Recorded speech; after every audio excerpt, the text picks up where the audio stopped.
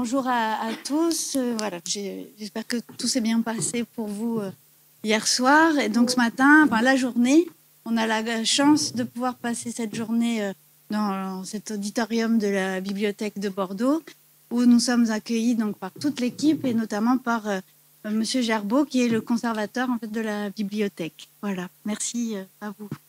Merci beaucoup. Donc, merci à toutes et tous d'être venus aujourd'hui. Nous sommes à la Bibliothèque municipale très heureux de pouvoir accueillir cette deuxième journée consacrée à Marmontel dans le cadre du tricentenaire, des opérations liées au tricentenaire de sa naissance.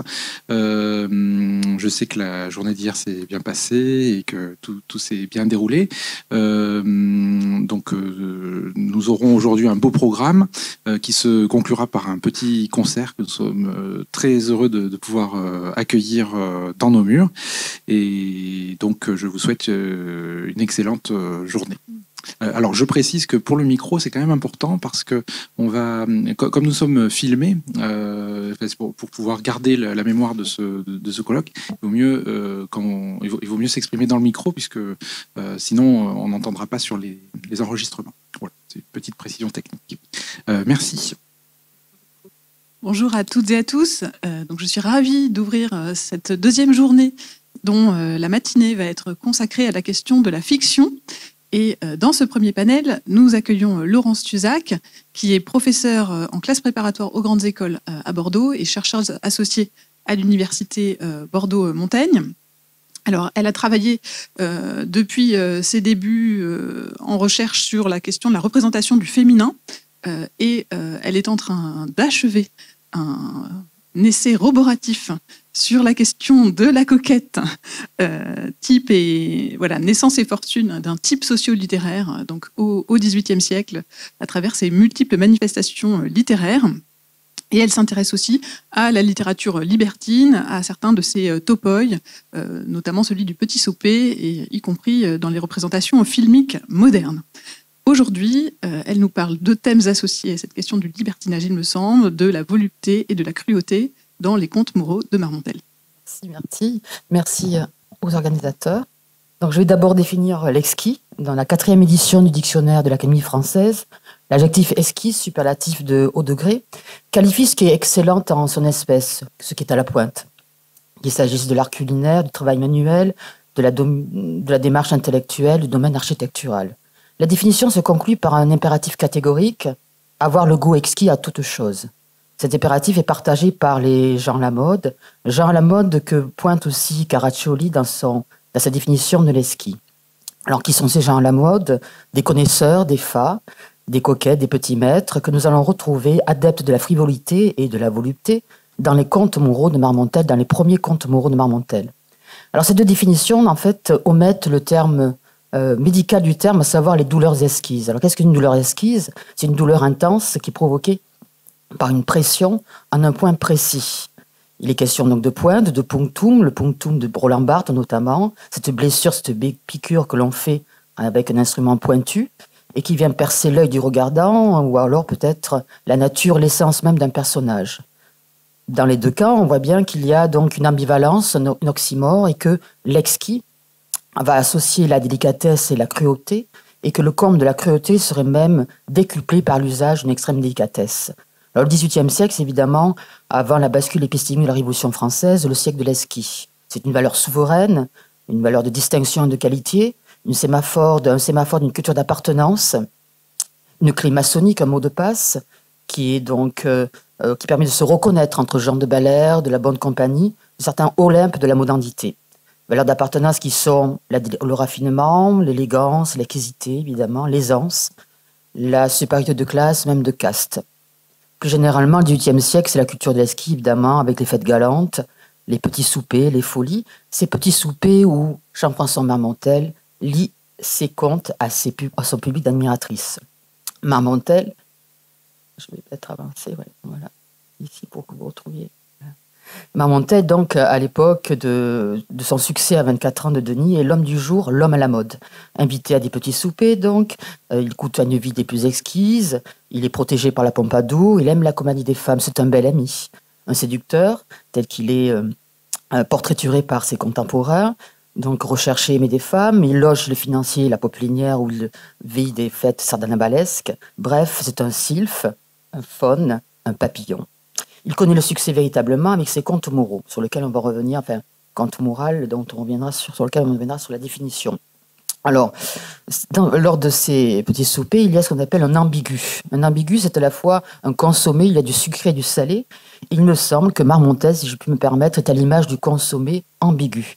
Alors, dans son article, les deux personnalités de Marmontel, Jacques Wagner montre en fait que l'éthos de notre auteur est partagé entre la volupté et la discipline, la nature et la culture. Il est Janus, à la fois d'un naturel nerveux et sanguin, voluptueux, une nature respectueuse des règles. Il est évidemment amateur de bons soupers, de filles de théâtre, on passe à la Clairon. Il est aussi directeur du Mercure, on l'a vu hier, dramaturge, académicien. Ambigu dans sa représentation des femmes et de la vie mondaine. À la fois, on va voir qu'il y a une délectation à restituer ces petits soupers, ces nuits libertines, et en même temps une certaine noirceur aussi à peindre des pères autoritaires, des jaloux morbides ou des maris abusifs. Bref, nous nous proposons de retourner comme un gant quelques-uns de ces contes moraux, de ces premiers contes moraux, c'était encore un Marmontel première manière, et d'en montrer l'envers. Alors il s'agira d'un médaillon, un médaillon de l'exquisité, qui va tournoyer, un côté pile, un côté face, peut-être une ligne même subliminale et impensée, où on va parler de volupté, de cruauté et même de noirceur, de haine et de Georges Bataille. Dans le premier point, gaieté, frivolité et volupté, tout un programme évidemment très séduisant. Et tout d'abord, la définition de conte moral, une définition assez floue finalement, et je me suis inspiré de différents critiques pour essayer de définir ce conte moral en 61, à l'époque de ses premiers contes moraux. Alors, pour Nicolas Westman, il s'agit d'une production hybride, à la fois conte moral, conte de fées, conte libertin, conte oriental, conte pastoral aussi. Pour Jean Sgarl, Marmontel relève des conteurs plaisants. Pour Michel Delon, moral veut dire un miroir qui renvoie finalement une image tempérée, une bonne conscience à la société de la bonne compagnie dont nous avons parlé. Pour Marmontel lui-même, il définit la notion de conte par la notion de gaieté, peut-être d'ironie dont on a parlé aussi hier. Pour Khaled Ben Sira, il s'agit aussi d'amoralisme, d'immoralisme non plus, mais d'amoralisme. Et pour Jean Fabre, finalement, ces contes moraux ne s'écartent pas si loin, pas tant de la littérature galante et libertine, dont il se propose d'être l'antidote, le contrepoison, le contre-pouvoir. Dans le coup de force finalement de Marmontel, première manière, est de laisser se diffuser une atmosphère trouble, galante, qui va séduire l'auditoire et combler son horizon d'attente. C'est un faune, un sylphe, assez subtil, assez volatile, assez ironique et assez gai. Et si Marmontel redevient conteur moral et ramène son récit, on va le voir en deuxième partie, un droit chemin, un dénouement bien pensant, le charme galant persiste, retentit, c'est esquis, intensifié par une pointe d'interdit voilé. Alors sur un plan esthétique, on retrouve d'abord les mi-thèmes à la mode et les thèmes à la mode. On retrouve le roman du sérail, avec Alcibiade notamment, avec Soliman II. On retrouve le roman d'apprentissage, même un roman d'apprentissage féminin, avec le Scrupule par exemple, et même le roman liste, je pense avec le Redivorce ou Alcibiade. Donc thème à la mode, et puis à la distribution, dans un premier et second rôle, nous retrouvons le personnel des contes galants et libertins. Alors en premier apparaît le joli homme, notamment le marquis de Verglan dans La Bonne Mère. Alors pour son malheur, je cite, il était doué de la plus jolie figure, son miroir et les femmes lui avaient dit tant de fois qu'il était doué qu'il a bien fallu le croire. Il s'écoutait avec complaisance, se voyait avec volupté et se souriait lui-même. Il ne cessait de s'applaudir. Le Fat, autre personnage dans un premier rôle, est un personnage récurrent. On le retrouve dans le Scrupule, dans La Bonne Mère, et je pense notamment à Blanzé, dans le Redivorce, qui est tout simplement un goujat, un vilain odieux. Ensuite vient le petit maître d'épée, alors représenté par Lindor dans le Scrupule. Alors je le cite, le texte où on va reconnaître le ton de Marmontel, un ton gai et ironique. Il rit souvent pour montrer ses dents. Son rêve dans sa vie est d'avoir une jolie maîtresse et un excellent cheval de bataille. Il se regarde à la glace, faisant l'exercice à la prussienne. Marmontel commente, ce mélange de frivolité et d'héroïsme est peut-être ce qu'il y a de plus séduisant aux yeux d'une femme. On revoit le connaisseur. La discussion marmontelienne est argumentée du connaisseur, dont me parla mon collègue, Dorimon, dans le Redivorce. Alors celui-ci a un palais et finalement elle disparaît sous son palais et il veut finalement séduire Lucile afin de l'avoir comme un esquis objet de décoration. Elle est lucide comme le programme son prénom et elle se échappera de cette cage dorée. Ensuite, le sylphe, dont parlera aussi ma collègue, à savoir Valoé, la chimère d'Élise. Alors, ce sylphe, c'est une hypostasie du désir féminin, un fantasme, dont va jouer avec délectation et peut-être même cruauté le mari Volange. Le libertin, bien sûr, homme à bonne fortune, on l'a vu avec Alcibiade hier, celui qui a conquis toute Athènes et qui, tel la topique du libertin repenti, veut finalement se faire aimer pour lui-même. C'est un roman lisse à raccourci où va se succéder toute la galerie des femmes à la mode, fausses prudes, ingénues, coquettes, veuves, femmes philosophes, courtisanes, et au final, il choisit l'ingénue. Mondaine et petite maîtresse sont aussi là. Elles peuplent les salons et les alcôves des comtes marmontelliens, Aramène dans leur divorce, Arténis, Madame de Bellure, Olympique, etc. Et les coquettes. Alors, on se rappelle que Marmontel lui-même a été victime de coquettes, et la première, et la plus cruelle, fut Mademoiselle de Navarre. Et nous avons les dignes épigones dans ses contes, Rhodope, Elmire, Lucile, Bélise. Alors, dans le scrupule, Bélise se défend d'être une coquette. Alors que ses atermoiements avec le président, qu'elle a congédié parce qu'il avait écrasé la patte de son petit chien Bijou, puis elle congédie le petit maître Lindor qui, paraît-il, a perdu un œil. Tout ceci prouve bien le contraire. Dans leur divorce, Lucile se fait aussi coquette pour piquer son époux, mais finalement, elle reviendra à une vie moins dissipée. Nous avons aussi un débat fort animé entre un défenseur des coquettes et je dirais plutôt un refroidi, en tous les cas quelqu'un qui est plus circonspect, et qui donne lieu à un éloge paradoxal de la coquetterie, de la vie esquisse, de la gaieté, qui finalement est de la légèreté contre la pesanteur de l'ennui, qui, on se rappelle, est une antichambre de la mort. Bien. Sur un plan thématique, on retrouve aussi les décors, évidemment, les amusements, et on va avoir quelques topiques galantes, voire libertines, dans ses premiers contes moraux. Alors, d'abord, la petite maison de Dorimon, le connaisseur, un locus améonius, un palais enchanté. Luxe, élégance, volupté, évidemment, ils sont représentés. Et on retrouve aussi des accessoires tels que on pourra retrouver chez Vivant Denon ou la petite maison de Bastide. On retrouve un miroir à trumeau où la personnage Lucile est finalement piégée par les miroirs réfléchissants. Dorimon veut l'amener vers un sofa, autre meuble incontournable qu'on retrouve chez Marmontel aussi, que l'on retrouve chez Crébillon-Fils et qu'on sort. Bien, théorie du moment et de l'heure de l'occasion aussi ici, qui vient s'insérer dans ce conte de Marmontel. D'autre part, on retrouve les maisons de campagne, les folies, les maris-sylphes, les décors de fête et les petits soupers, dans Heureusement, Le Bon Mari, Le Redivorce, chez Alcidice ou encore Araminthe. Et on retrouve aussi, autre amusement, le jeu, la conversation, bien sûr, et l'opéra, bien sûr, auquel se rendent ces mondains, ce cercle de la bonne compagnie et de l'exquisité. Et pour terminer cette première partie, des topiques galantes. Véritablement, dans ces contes dits moraux, alors d'abord Lucile est campée à sa toilette, c'est le fat blasé qui la surprend en polisson. Qu'est-ce qu'un polisson? C'est un négligé pour un petit maître. Je commente avec Marmontel, chenille le matin, papillon le soir. Dans le Marie-Sylphe, Élise prend un bain, on retrouve son corps à demi nu, sa nudité est implicite, on retrouve la gaze érotique pratiquée aussi par Crébillon-Fils ou la Molière. Elmire attend Soliman dans un peignoir dérangé, avec une jarretière, je cite, mise imprudemment. De son côté, la belle prude attend Alcibiade dans un déshabillé, je cite Marmontel, ce qu'il y a de plus agaçant.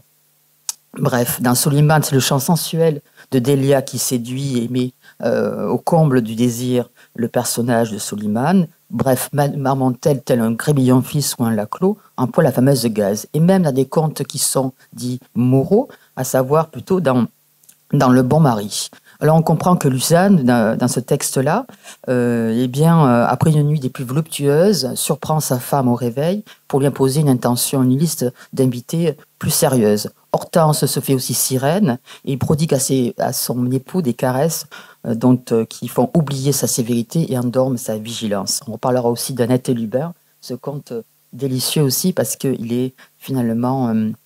il recourt à l'interdit sous couvert de moralité.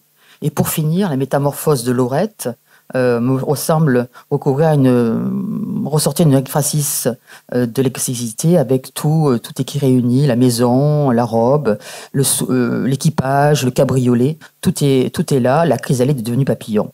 Cependant, à l'endroit où à l'envers, c'est à décider et à voir ensemble, il y a l'éloge de la vie tempérée.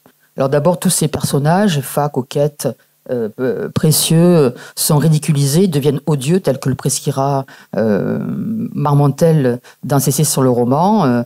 Lucile préfère le fat d'Éraste. Clairson et Dorimon sont finalement abhorrés par Lucile. Hortense abandonne ses amis pour vivre avec son époux. Ursule, anticoquette, adoucie à misanthrope. Bref, et dans le Marie-Sylphe, Bélise défaut le bonheur auprès de son amour, de son époux. Bon mari, bonne mère, jeune fille sage, dame le pion donc aux fats, aux coquettes, aux libertins et aux connaisseurs. On retrouve le thème du préjugé vaincu et on retrouve le thème du bon mari sur lequel que a commenté Anne Verjus dans le bon mari, à savoir que le bon mari réunit la tendresse d'un amant, la franchise d'un ami, l'inquiète vigilance d'un père. C'est comme si on avait réuni, fusionné et sublimé Alceste et Arnolphe. Bref, avançons. Les coquettes aussi, dans le programme d'intention moralisant de Marmontel, à l'endroit finalement de cette vie tempérée, sont corrigées, elles sont amendées. Elles n'étaient pas des coquettes foncièrement, elles étaient plutôt des coquettes finalement de parure, c'était accidentel, et on les voit donc s'amender. Alors comme Acélie dans La femme comme il a peu, comme Bélise aussi, qui aussi est amendée et revient à une vie maritale des plus sages. Et enfin, je m'arrête un petit peu sur Laurette. Laurette qui me semble vraiment laisser diffuser une ambiance à la fois galante, mais laisse poindre aussi l'ironie de la part de Marmontel, qui fait finalement de la morale une ironie magistrale.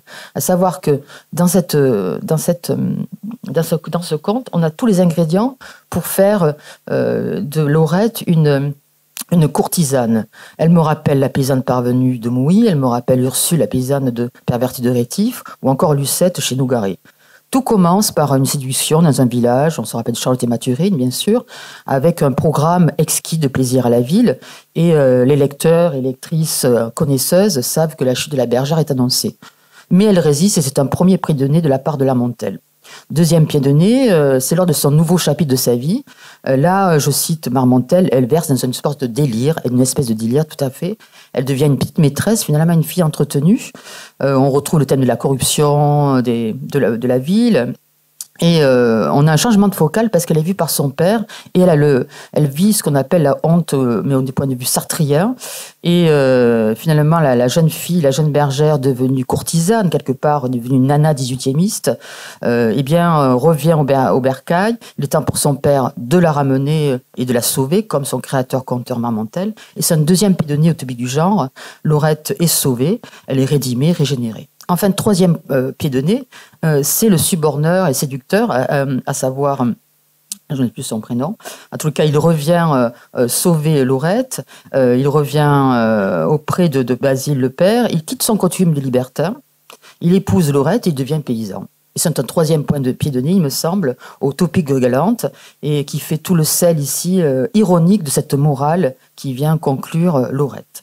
À l'univers voluptueux, donc il semblerait qu'il y a l'éloge de la vie rustique, la victoire des bons sentiments, les charmes d'une vie tempérée, donc des plaisirs oui, mais des plaisirs modérés et nécessaires.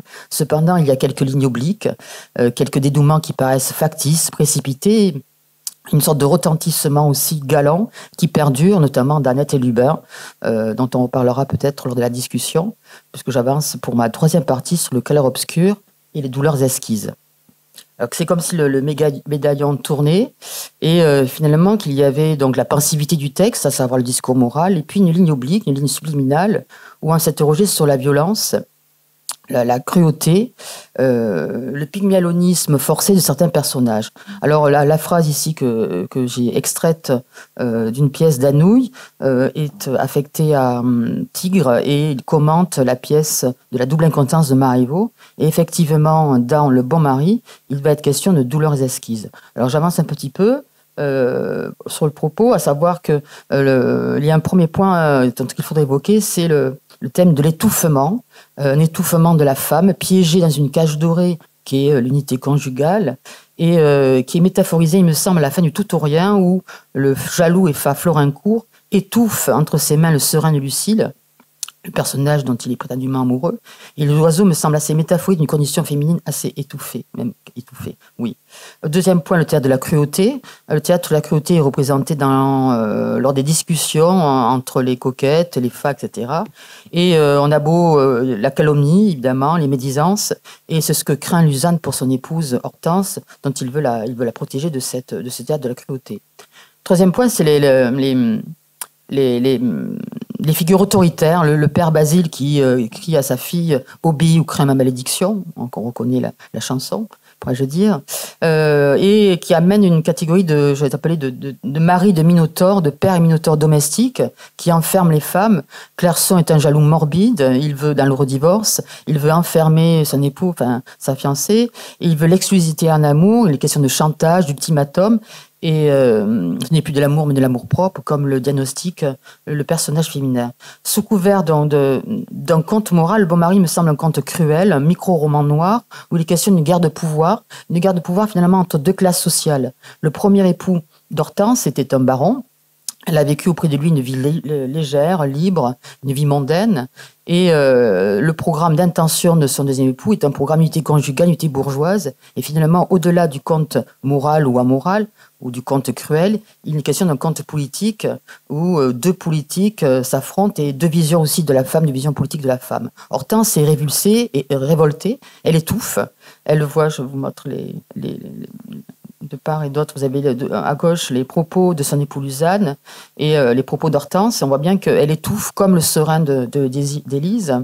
La violence est sourde, feutrée. Il est question de permission et d'interdiction, une question finalement d'un cycle de chaud et de froid, pardonnez-moi le propos, d'un de scie. Elle se voit contrariée en tout et elle est vraiment brimée. La violence est triple, c'est une violence contre la femme. Luzanne aussi fait violence à lui-même. Il n'avait pas prévu d'être un Pygmalion aussi odieux. Et ce personnage masculin n'est pas net. Il est un substitut du père, il veut éduquer son épouse, avec une pointe de sadisme, donc il alterne des permissions d'aller au spectacle, d'aller au bal. Le lendemain, il lui interdit d'aller au bal, comme une enfant. Elle est finalement considérée comme une enfant dont il modèle. Et on a une sorte d'atmosphère de huis clos qui me rappelle la maison de poupée d'Ibsen. Ici, Nora m'est apparue à travers le personnage, bien des siècles plus tard et de sur notre continent, on est bien d'accord. Mais c'est vraiment une maison de poupée qui se resserre autour d'Hortense avec deux espaces, l'espace de l'ailleurs, l'espace du divertissement, de la vie esquisse, puis l'espace de l'unité conjugale. Et la modernité, là aussi, la modernité de Marmontel, c'est de pénétrer les pensées des personnages, leur inconscient et même leur cauchemar. On a des monologateurs qui retracent les nuits des personnages, combien ils sont hantés par les douleurs esquisses qui s'infligent. Les deux époux sont comme des funambules sur une corde raide, entre l'amour et la haine, entre permission et interdiction. Hortense comprend bien que c'est pour son bien qu'il agit, mais tout de même, il y a une nuance de sadisme, pardonnez-moi le propos, c'est peut-être un peu fort, mais en tout cas de cruauté, de violence, de la part de Luzanne. Je reprends les propos du Guette-Kiev. Et même au-delà, on retrouve vraiment le terme de douleur esquisse. À la pointe de l'esquisse, il y a la conflictualité entre la volupté et la moralité. Et puis cet impensé, ce continent noir de la psyché que fait affleurer Marmontel, des pulsions de manipulation, d'autorité abusive, d'infligissement oedipien, de haine, de jalousie, de séquestration, de cruauté. Et même j'ai retrouvé une réflexion de Georges Bataille. Georges Bataille dit que aimer et haïr, c'est vouloir mettre à mort, atteindre, je cite, l'être que l'on aime au plus intime, au point où le cœur manque. S'il s'agit de pointe esquisse, et Luzanne, ici, veut finalement tuer la coquette qui est en Hortense, tuer sa vie mondaine, sa vie esquisse, pour qu'elle lui appartienne. Il l'aime véritablement, bien sûr, mais c'est complexe. Et cet éros marmontélien est vraiment clair-obscur. Même une dernière chose m'est apparue, à savoir le terme de diabolos. Il est quelque part diabolique. Diabolos est séparé. Et il veut séparer finalement Hortense de sa nature, quelque part. Donc pour conclure, évidemment, le dénouement est assez précipité. Il lui amène ses enfants et on peut interpréter finalement ça comme une défaite puisqu'elle revient pour ses enfants. Elle fait les enfants d'un premier mariage. Enfin, elle reste au foyer pour pour les enfants d'un premier mariage. On peut y voir aussi une victoire d'unité bourgeoise. On peut y voir aussi un amendement en douceur, quoique, avec douleurs quelque part aussi éprouvées, de la part d'Hortense. Donc pour vraiment conclure, il me semble qu'il est difficile de statuer sur le conte moral première manière de Marmontel, c'est pour moi un palimpseste. Je ne sais plus où est l'endroit ou l'envers. J'ai vu côté pile l'univers voluptueux, j'ai vu côté face ou côté finalement pile l'éloge d'une vie bonne et rustique. Et puis il y a cette ligne oblique qui a traversé comme une pointe qui traverse ces contes du XVIIIe siècle qui m'ont paru vraiment tellement modernes. Et puis la réflexion sur la femme qui m'intéresse et me passionne. Cette phrase ici de Bélise, qui dit « Enfin rendu à moi-même, je ne dépends que de ma volonté, et ce n'est que d'aujourd'hui que je vais commencer à vivre. » Je n'ai pas pu résister, évidemment, au lancer de la mule, dans l'escarpolette de Fragonard. Mais ceci dit, elle rêve de liberté, comme on parlait aussi de Roxelane dans Soliman II. Mais finalement, elles sont ramenées aussi à l'unité conjugale. Donc là aussi, c'est ambigu, pour revenir à mon propos initial sur l'ambiguïté de Marmontel. Merci.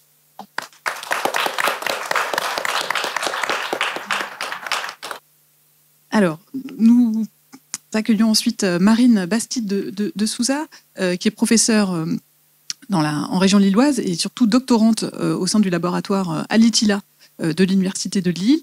Ses travaux de doctorat portent sur les récits à être élémentaires d'Henri de Montfaucon de Villars à Jacques Cazotte, sous la direction de Caroline Jacot-Grappa, avec une soutenance prévue bientôt. Et donc, elle travaille sur les récits ironiques, sur Jacques Cazotte en particulier, sur les liens entre littérature et science. Et ici, elle nous propose une communication sur la lecture des contes de Marmontel au collège. Oui, merci beaucoup pour cette présentation et pour l'invitation à ce bel événement, puisque c'est la première fois que j'ai l'occasion de réunir mes deux casquettes, donc celle de la chercheuse apprentie donc au sein d'Alitila, mais aussi celle de l'enseignante dans le secondaire. Donc moi, je travaille dans un collège et je vous propose aujourd'hui de voir comment on peut travailler les œuvres de Marmontel donc dans un collège. J'ai commencé à étudier Marmontel avec mes élèves dans un souci d'efficacité, c'est-à-dire que j'étudiais le Marie-Sylphe dans ma thèse et pour aller être efficace, je l'ai fait étudier à mes cinquièmes, en leur proposant notamment une comparaison avec Molière autour de cette idée de la peinture des vices, dans un cours donc, qui s'appelait « Avec autrui ». Et à ma grande surprise, c'est Marmontel qui a rencontré un grand succès, qui a même fait de l'ombre à Molière, puisque la langue de Marmontel, la brièveté des œuvres à lire, la situation cocasse et la structure très claire des contes a emporté tous les suffrages. Étudier donc les contes Marmontel de collège est assez facile puisque les élèves apprécient et peuvent prendre plusieurs allures. Je choisis aujourd'hui un axe en particulier qui est celui de l'héroïne, la notion d'héroïne qui est donc au programme au collège. Je m'appuierai sur 3 contes, le Marie-Sylphe, le Scrupule et Soliman II. Tout d'abord parce qu'il y a des héroïnes dans ces œuvres, mais aussi parce qu'ils sont tous les 3 publiés aux éditions Gallimard dans la collection Le Promeneur, qui est une édition de poche plutôt accessible en termes de prix et que mon collège a pu acheter en série. Et donc mes élèves ont eu le livre entre les mains et ont pu travailler de manière autonome sur ces contes. Donc je vous propose aujourd'hui une excursion dans ma salle de classe pour étudier la notion d'héroïne. Je tâcherai de vous montrer en quoi les contes moraux de Marmontel sont des classiques. Alors des classiques selon la définition de Dumarsais dans l'encyclopédie, à savoir des modèles à proposer aux jeunes gens, des modèles pour apprendre la littérature, connaître les structures ou même apprendre à les imiter, mais aussi un classique au sens où l'entend par exemple Vincent Jouve dans la Poétique des valeurs, c'est-à-dire comme une œuvre universelle et atemporelle qui transcende le contexte dans lequel elle est née. Donc le terme d'héroïne sera mon fil rouge, mon thème, pour proposer de lire les œuvres morales de Marmontel, comme un support à l'enseignement, premièrement, qui permet de doter les élèves d'une culture commune, qu'elle soit narratologique, stylistique ou historique, mais aussi pour lire les œuvres comme un lieu de métafiction, pour reprendre les travaux de Jean-Paul Sermin, au sein desquels se joue une réflexion sur la fiction et sur l'imagination. En somme, il s'agira de voir comment des héroïnes permettent d'une part d'étudier des modèles et d'interroger des modèles, dans le double geste de former des futurs citoyens français cultivés, mais aussi des citoyens capables d'esprit critique. Donc tout d'abord, ces héroïnes à étudier. Dès la 6e, les collégiens sont confrontés à la notion de héros. Ils lisent l'Odyssée d'Homère, découvrent les métamorphoses des dieux et appréhendent les contes de fées. Rapidement, la notion de héros devient synonyme de personnage d'exception, fort, intelligent, qui affronte toutes les aventures possibles. Bref, héros égale Superman. Face à cela, il n'y a aucune nuance dans leur esprit, au point que quand ils arrivent en 5e et qu'ils découvrent, à titre d'exemple, le Comte de Monte Cristo, plus rien ne va. Comment un personnage qui était gentil peut-il devenir méchant? Comment un héros, un protagoniste, peut-il être ambigu? C'est absolument pas possible pour eux. Le manichéisme qui se forme dans leur esprit correspond à une volonté d'ordre et qui leur simplifie la vie. Malheureusement, la réalité est tout autre et il s'agit alors de leur inculquer cet art de la nuance. Pour ce faire, les 3 femmes des contes que j'ai cités sont parfaites. En effet, Élise, Bélise et Roxelane proposent toutes les 3 des définitions différentes du mot héroïne. Élise est une héroïne narratologique, Bélise est une héroïne puissante et Roxelane est une héroïne du verbe. Alors, je commencerai tout d'abord par Élise. Je ne lis pas le texte, je vous ai mis quelques passages en avant. Il s'agit du 2e paragraphe du Marie-Sylphe qui met tout de suite en avant donc, le personnage d'Élise. Donc, le Marie-Sylphe raconte la manière dont Volange, le mari de Élise, parvient à séduire son époux et à la convaincre du bonheur qui l'attend dans le mariage. Pour cela, il doit absolument la convaincre que sa misandrie, puisque Élise déteste les hommes parce qu'on lui a appris ça au couvent, est absolument inopérante. Et pour ce faire, il va lui faire croire qu'elle est élue par un sylphe, mais ce sylphe n'est autre que Volange lui-même qui joue le rôle du séducteur parfait. Dans ce qui peut apparaître comme une incipit, Élise apparaît immédiatement comme un pantin. Elle est parfaitement manipulée, mais elle est aussi dénuée de bon sens. Elle n'est absolument pas exceptionnelle, elle est parfaitement ordinaire. C'est une femme de haute condition qui, à la sortie du couvent, se marie. Jusqu'ici, il n'y a rien d'exceptionnel. Elle n'est héroïne que parce qu'elle est personnage principal. Le second portrait, donc qui est ici le portrait de Bélise, est assez différent. Déjà, je peux apprécier la première phrase, « Le ciel soit loué en quittant le deuil de son époux », qui est quand même une phrase assez exceptionnelle pour commencer un conte. Donc Bélise est une héroïne aussi, puisqu'elle tient le premier rôle, c'est le personnage principal. En plus, ici, elle a la parole, c'est elle qui parle complètement. Mais elle a une autre forme d'héroïsme. L'extrait, tout d'abord, se termine sur le mot « héroïque », qui qualifie la posture que Élise a eue contre son gré, contre ses sentiments, durant tout son mariage. À l'inverse d'Élise, dont le portrait décrit une femme qui entre dans le mariage, Bélise est une femme qui s'affranchit de ce carcan. C'est le portrait d'une femme libre, ou plutôt libérée, grâce au veuvage, qui n'est pas sans rappeler, bien sûr, Madame de Merteuil. Par ailleurs, elle est libre et parce qu'elle fait selon sa propre volonté. Elle est puissance au sens de John Locke dans Essai sur l'entendement, c'est-à-dire qu'elle fait ce qu'elle veut au moment où elle le veut. Plus encore, donc, elle parle, le conte lui donne immédiatement la parole. Donc la notion d'héroïne comme celle d'héroïsme prend donc ici un tout autre sens. Toujours personnage au premier plan dans l'organisation narratologique, désormais l'héroïne devient puissante. Elle dit « je » et elle s'affranchit. Plus encore, elle évalue elle-même l'héroïsme dont elle a fait preuve. Dernier personnage, Roxelane. Elle n'a pas du tout le même statut narratologique qu'Élise ou Bélise. En effet, le conte met en scène la quête de Soliman, le sultan, qui s'éprend de 3 femmes différentes, donc, rappelé ma collègue auparavant, les 2 premières femmes dont il se lasse avant de faire la rencontre de Roxelane. L'extrait que je vous propose, c'est encore une fois la première fois que Roxelane apparaît, met en valeur ici sa verve. Les insultes envers le serviteur du sultan sont particulièrement remarquables et font accessoirement beaucoup rire les élèves. Bien que je souligne que plusieurs petites piques qu'elle envoie d'ailleurs à ce serviteur du sultan soient incroyablement racistes. Ce n'est pas le cas ici, mais c'est le cas dans d'autres passages. Ici, donc, Roxelane devient exceptionnelle, ne serait-ce que par sa langue. C'est une héroïne du verbe, douée d'un sacré tempérament, encore plus piquant qu'elle est censée être une esclave au milieu d'un sérail. Mais autre chose fait d'elle une héroïne du verbe. Premièrement, j'attire votre attention sur les italiques. Utilisés par Marmontel, les italiques ont pour fonction de mettre en exergue les mots mêmes du sultan que Roxelane reprend et critique immédiatement. Le obéissez, est aussitôt vidé de son sens dès qu'il est repris par Roxelane. Cette pratique de la citation participe à une reformulation de la parole. Roxelane désire épouser le sultan et que ce dernier la considère comme son égal et non plus comme un objet ou comme un être inférieur. Pour ce faire, elle passe par sa propre langue qu'elle vide de sens. De même, je ne peux pas m'empêcher de m'intéresser à ce prénom de Roxelane. Premier élément, c'est que c'est véritablement le prénom de l'épouse du sultan, donc Soliman le Magnifique, qui régna dans le monde ottoman au XVIe siècle. Mais je ne peux pas m'empêcher de lire dans le prénom de Roxelane la petite Roxane et de fait de tisser un lien intertextuel avec les lettres persanes de Montesquieu. L'héroïne devient donc une figure littéraire ici et s'élève au-dessus des autres femmes par son histoire. Les trois textes évoluent donc entre héroïne narratologique, héroïne du verbe et héroïne hors norme et permet d'explorer les différentes représentations de ce type de personnage qui traverse toute la littérature depuis l'Antiquité. De même, il permet d'apprécier la condition féminine au XVIIIe siècle, ce qui est un élément important du collège, c'est-à-dire l'histoire culturelle.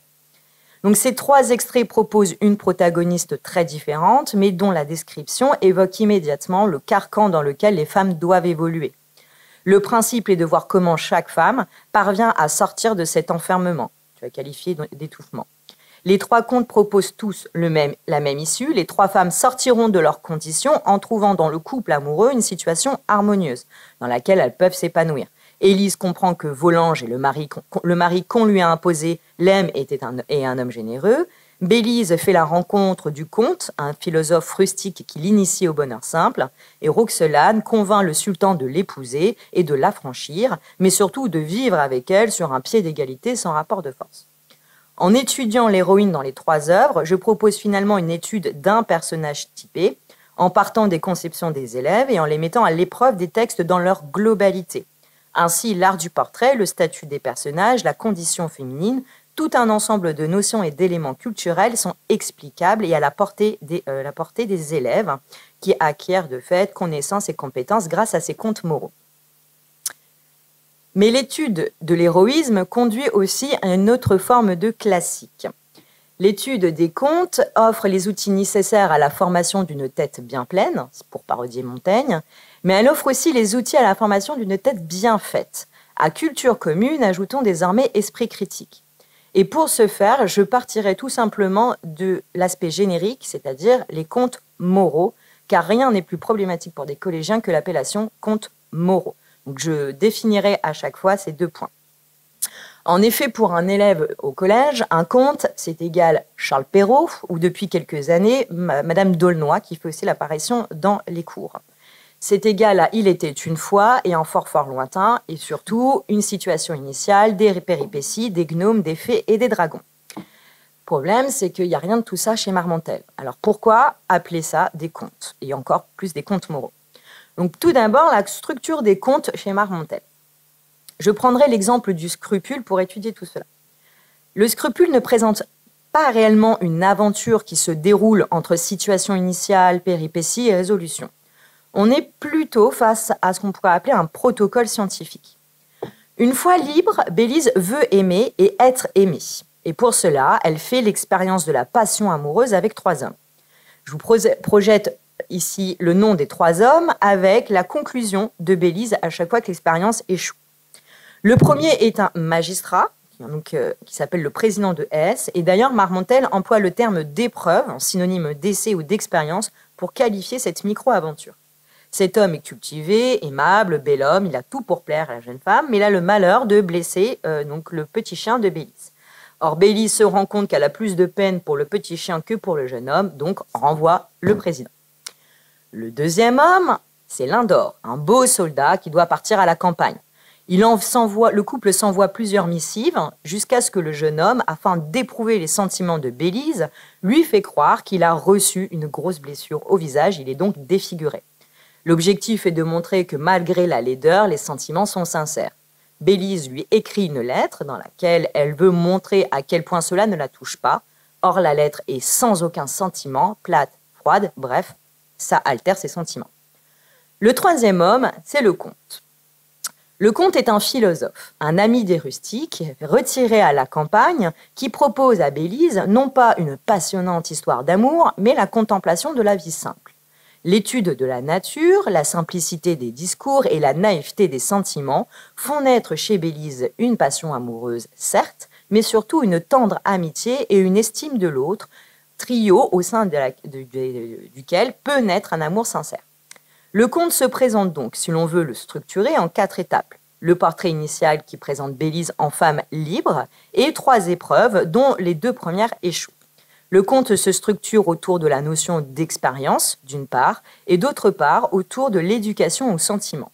Aucune force extérieure empêche la jeune femme d'aimer, elle est totalement libre. Aucune fée maligne, aucun gnome belliqueux et aucun filtre d'amour retors, ce sont les sentiments même de la jeune femme qui empêchent l'aventure amoureuse.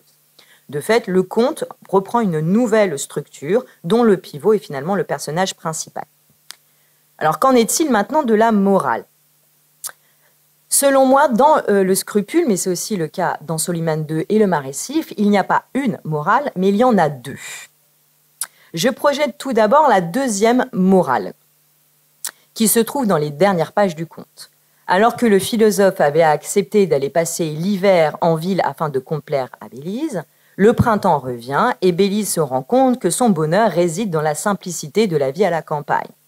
C'est alors que les tremblements de mains et les respirations montrent que chacun est passionné par l'autre et ils finirent heureux. Cette morale, donc, concerne la fable portée par le scrupule. Remarquons la dernière ligne, « L'amour est content, je n'ai plus de scrupules et je suis heureuse ». Le titre complet du conte, c'est le scrupule ou l'amour mécontent de lui-même. Donc on voit ici que le titre et les dernières lignes forment une boucle et se corrigent les uns les autres pour montrer que l'histoire est close. Cette morale contient donc les termes propres au titre et reprend le scrupule, l'amour, en notant le préfixe négatif. Mais c'est ici une première morale. Elle est formulée, c'est ici une première morale et voici une deuxième qui se trouve un peu plus en amont et qui est formulée par le philosophe. Cette morale semble illustrer d'autres problèmes ou d'autres vices, même que celui de Bélise. Donc je cite quelques passages. « En vérité, monsieur, voilà une morale bien étrange, s'écrie Bélise. Elle est simple et naturelle, madame. Je ferai des romans tout comme un autre, mais la vie n'est pas un roman. Nos principes comme nos sentiments doivent être pris dans la nature. Rien n'est plus facile que d'imaginer des prodiges en amour, mais tous ces héros n'existent que dans la tête des auteurs. Ils disent ce qu'ils veulent, nous faisons ce que nous pouvons. » Le propos tenu ici, qui s'inscrit dans la veine pastorale de la vie simple à la nature, est un éloge de l'ennui contre toute l'inquiétude de la capitale. À l'opposé donc de l'agitation qui gouverne les vies trépidantes et dérange les âmes au sein de toutes ces aventures amoureuses, le philosophe, finalement ici philosophe physiocrate, propose une opposition entre la nature et l'artifice. On retrouve au sein de cette morale les termes de héros, de roman et de prodige qui permettent finalement de dessiner véritablement une esthétique des contes moraux de Marmontel à partir donc de cette notion de héros qui est complètement détruite par les contes. Il ne s'agit pas de devenir un héros, mais de devenir ordinaire. Les 3 textes, en effet, s'inscrivent tous dans cet objectif. La deuxième morale, donc, est une réflexion sur la littérature, non pas comme acte d'écriture, mais dans une littérature entre artifice et nature. Dès lors, le conte moral est une sorte de pharmacone, un poison comme un remède. Le protocole du conte guérit le protagoniste de son vice et offre une morale enjouée. Cette guérison est très souvent la guérison d'une imagination. Pour rappel, Élise a une imagination complètement débordante puisqu'elle va quand même croire qu'elle est courtisée par un sylphe. Or, ce sylphe est complètement imaginaire. Soliman, lui, est gâté par une imagination, une prétendue autorité avec un discours que tout le monde lui répète. Et Bélise, elle, nourrit un idéal amoureux qu'elle a puisé en réalité dans les romans d'amour. Après avoir eu un mari qu'elle détestait, elle a relu beaucoup de romans et veut vivre les mêmes aventures. Donc les 3 contes vont venir contre le roman rééduquer un amour. L'artifice de la fiction rencontre le naturel du sentiment et c'est l'harmonie du conte qui imite le cœur sans prétention finalement à l'héroïsme puisque c'est l'équilibre et la nature qui priment. Donc je conclurai donc ma communication sur cela. Enseigner les contes moraux de Jean-François Marmontel, c'est enseigner donc un classique. Marmontel est un classique propre à la classe, car son style, j'aurais pu parler de l'ironie, sa langue, qui est très très simple et très accessible, permettent d'offrir des œuvres à la fois naïves et claires à des jeunes Français qui ne sont pas dépourvus d'intelligence. Marmontel est aussi un classique à imiter, un modèle de genre qui permet de saisir des éléments littéraires, comme l'ironie que j'ai cité, comme le conte, ou encore qui permet de saisir une histoire culturelle comme la condition des femmes. Mais c'est aussi un classique qui transcende les modèles en les retravaillant de l'intérieur. Le discours sur la littérature, l'expérience ou encore l'écriture sensible en font en effet une œuvre qui transcende les siècles et qui aujourd'hui peuvent être encore entendues. Ne serait-ce qu'en dévidant le fil de l'héroïsme, on peut étudier les contes moraux et leur semblant de facilité pour appréhender un XVIIIe très complexe. Mais il entre aussi en jeu dans une problématique très large qui est celle de l'art et de la fiction. Finalement métapoétique, les contes moraux sont en classe un support pour mener une leçon comme pour proposer une réflexion. Je vous remercie.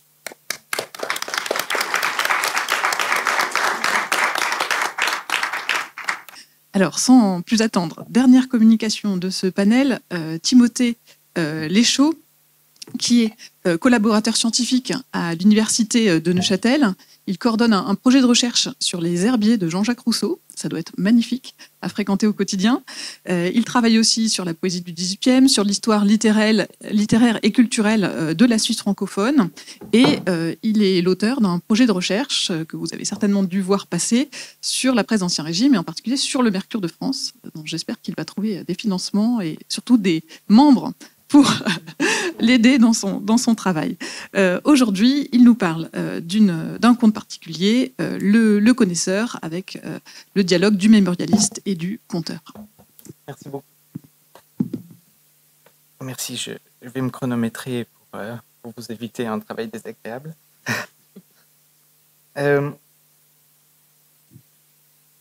Excusez-moi. Ah oui, super, très bien. Alors, merci. En lisant les mémoires de Marmontel, on entend l'écho discret de plusieurs contes et nouveaux contes moraux. On a eu deux très beaux exemples hier. Des motifs dont traite le conteur ressurgissent parfois sous la plume du mémorialiste. Ainsi, l'écrit fictionnel résonne dans l'œuvre autobiographique selon des modalités qui me semblent susceptibles d'éclairer certains aspects de la poétique de Marmontel. Dans cette perspective, je vous propose de relire Le Connaisseur à la lumière des mémoires. Alors, il s'agira moins de chercher des matériaux biographiques dont Marmontel se serait servi pour composer sa fiction que de mettre au jour un dialogue entre le mémorialiste et le conteur et d'en saisir les implications. Le Connaisseur paraît en 1761 dans la seconde édition du recueil des contes moraux. Alors, nous assistons dans ce conte au premier pas de Selicourt dans le milieu littéraire parisien. Ce jeune poète provincial dispose d'un soutien en la personne de Monsieur de Fintac, qui en fait son protégé. Alors, Monsieur de Fintac, il est versé dans l'étude des arts, des sciences et des lettres, et c'est donc un connaisseur qui se pique d'être le mentor de nombreux auteurs et artistes de la capitale qui, selon lui doivent leur succès. Cependant, Fintac a une jolie nièce, Agathe, dont Selicourt tombe amoureux et qui s'éprend elle aussi du jeune homme. L'oncle prévoit de marier Agathe à Monsieur de l'Exergue, ça ne s'invente pas, un de ses amis pédants qui n'aime que l'Antiquité. Et confrontés à cet obstacle, les deux amants tâchent de contrecarrer les plans du connaisseur. Une occasion se présente bientôt. Fintac rêve de faire jouer une comédie qu'il a composée dans le plus grand secret, mais il a besoin que Selicourt lui prête son nom et présente cette œuvre comme la sienne. Or, la pièce échoue lamentablement. Selicourt menace de révéler que Fintac en est l'auteur si l'oncle n'accepte pas de lui donner sa nièce pour épouse. Du chantage pur et simple. Alors, craignant que sa réputation ne s'effondre, Fintac approuve cette demande et Selicourt renonce quant à lui à devenir auteur. Alors, comme le résume Magali Fourniot, le conte met en scène donc un stratagème pour piéger un pédant. Il a par ailleurs une composante sentimentale, comme le suggère le frontispice que vous voyez ici et qui saisit l'instant où Fintac accorde la main d'Agathe à Selicourt. et même une composante érotique quand les deux amants assistent l'un contre l'autre à un spectacle de feux d'artifice, très joli passage que je vous recommande de relire. Marmontel y explore par ailleurs la notion de silence éloquent, c'est l'expression qu'il emploie, c'est-à-dire la force du langage non verbal entre deux cœurs qui s'entendent sans se parler. Alors, malgré cette richesse, ce qui va nous intéresser prioritairement, c'est la dimension satirique. En faisant la satire du connaisseur et de ses amis pédants, Marmontel montre sous un jour ridicule le comportement des hommes de lettres qu'il fréquente au quotidien. La question du modèle se pose ici, sachant que l'auteur condamne fermement la satire personnelle. Qui représente-t-il lorsqu'il peint les mœurs du petit milieu des lettrés parisiens? En vertu de cette relation, disons, spéculaire qu'entretiennent le conte et certains passages des mémoires, on peut suivre l'hypothèse selon laquelle Marmontel se représente lui-même de façon partielle et diffractée dans les personnages principaux de son récit. Alors, la préface des Contes moraux place la publication du Connaisseur sous le signe de la prudence. Le ridicule que j'ai attaqué dans le Connaisseur est trop nuisible aux lettres pour mériter déménagement. J'avouerai cependant que des considérations personnelles m'ont engagé à l'adoucir. J'ai pris le connaisseur bonhomme au lieu du connaisseur jaloux et tyrannique qui veut protéger les talents en dépit d'eux-mêmes et qui persécute sourdement tous ceux qu'il ne peut subjuguer. C'est au théâtre à en faire justice. Pour moi, j'ai mieux aimé détourner les yeux de sur mes modèles que de les peindre trop ressemblants. On verra de même que j'ai dessiné de fantaisie les personnages de quelques prétendus beaux esprits. Ce n'est pas faute d'en avoir eu de plus ridicules et de plus méprisables à copier d'après nature, mais j'aime encore moins la vérité que je ne hais la satire. Marmontel nous décourage de lire le connaisseur comme un récit à clé, mais il reste, je trouve, ambigu, tout en annonçant qu'il a dessiné de fantaisie les personnages secondaires de son conte. Il précise mystérieusement que des considérations personnelles l'ont conduit à atténuer la charge qu'il porte contre le personnage principal du connaisseur. Alors, j'y reviendrai. En attendant, l'auteur s'applique donc à brouiller les pistes et à prévenir la tentation de chercher des allusions personnelles. Alors, en 1761, date de la publication initiale, Marmontel n'a pas encore publié les articles Allusions et satires qui paraîtront 15 ans plus tard dans ce qu'on appelle communément le supplément de l'encyclopédie, avant d'être repris dans les éléments de littérature. À l'occasion de ces deux textes, l'encyclopédiste développe sa critique de la satire personnelle. Je l'ai dit dans l'article Allusion, et je le répète, en supposant même que la satire personnelle soit juste et utile, le métier en est odieux et le satirique fait alors la fonction d'exécuteur. Un voleur mérite d'être flétri, mais la main qui lui applique le fer brûlant se rend infâme. Quant à la satire générale des vices, rien de plus innocent et rien de plus permis. Elle présente le tableau, mais il dépend de chacun de nous d'en éviter la ressemblance. Point de vue sur la satire auquel Marmontel tient, puisqu'il le répète encore une fois dans l'essai sur les romans. C'est quelque chose qui revient souvent. Donc les deux articles, Allusion et satire, théorisent et systématisent l'attitude que Marmontel prétendait adopter avec le connaisseur. La satire personnelle est donc condamnable sur le plan moral, cependant sur le plan de la poétique, elle conduit à une difficulté, presque à un paradoxe. L'auteur d'une satire saine, sans allusion personnelle, s'attaque à des vices partagés tout en s'interdisant de représenter les individus qui partagent ce vice. Il doit donc recourir à des caractères dont les modèles sont à la fois partout et nulle part dans la société, mais sans que ces caractères soient trop désincarnés, parce que si ces caractères étaient trop désincarnés, la satire perdrait sa force et sa vérité, et elle manquerait son but qui est de corriger. Donc, la satire générale, comme l'appelle Marmontel, est difficile, et sur ce point, il invoque l'exemple de Molière, qui parvient à représenter un avare sans que ce personnage ne forme le portrait d'un homme identifiable. Et les contes moraux transposent en quelque sorte cet art molièresque de la satire dans le domaine du récit, comme Marmontel le suggère en inscrivant dans la lignée de Molière ces contes moraux dès le début de la préface de son recueil. Et le conte donc qui nous intéresse représente deux types ou des types ou des caractères, ceux du connaisseur et de différentes catégories de beaux esprits qui entourent ce personnage, qui le flattent et auquel il dispense ses conseils. On a un amateur d'antiquité, ce monsieur de l'Exergue. On a un observateur extralucide qui prétend voir dans la nature ce que personne n'y voit. On a un auteur de roman qui endort son auditoire, un grand classique. On a un homme d'esprit qui ne parvient jamais à placer ses bons mots au moment opportun de la conversation. Et on a un philosophe atrabilaire qui s'appesantit sur les moindres détails. Mais centrale, la figure du connaisseur est la plus fouillée du conte. Telle que Marmontel l'a dépeint, elle correspond à la définition de l'amateur dans les éléments de littérature qu'a cité Blandine Poirier hier. Et cette définition, donc le passage qu'on a lu hier, articule, la définition globale articule ce que l'amateur devrait être, un conseiller sincère pour les artistes, guidé par un goût naturel. C'est ce qu'on a lu hier. Et puis la suite nous présente ce que l'amateur est en réalité, ce qu'il est en général. Donc voici la suite de ce qu'on a entendu hier. Mais dans la foule des amateurs, mais la foule des amateurs est composée d'une espèce d'hommes qui, n'ayant par eux-mêmes ni qualité ni talent qui les distinguent, et voulant être distingués, s'attachent aux arts et aux lettres comme le gui au chêne ou le lierre à l'ormeau. Alors, le conte de 1761 et l'article de 1776 participent d'une polémique toujours plus vive autour de la figure de l'amateur d'art, portée notamment par Diderot dans ses salons, et qu'a étudié Charlotte Guichard. Au début des années 60, ce sont avant tout l'emprise de l'amateur sur les artistes et son illégitimité en matière de jugement sur le beau, qui fâche les critiques et qui stimule les satiristes, notamment au théâtre. Et ces critiques contre l'amateur vont progressivement se politiser lorsque l'amateur sera associé aux collectionneurs fortunés qui exercent une pression financière sur les artistes et qui dictent leur goût. À l'époque du récit de Marmontel, le comte de Caylus incarne la figure de l'amateur dont il a théorisé les fonctions dans le monde des lettres et des arts.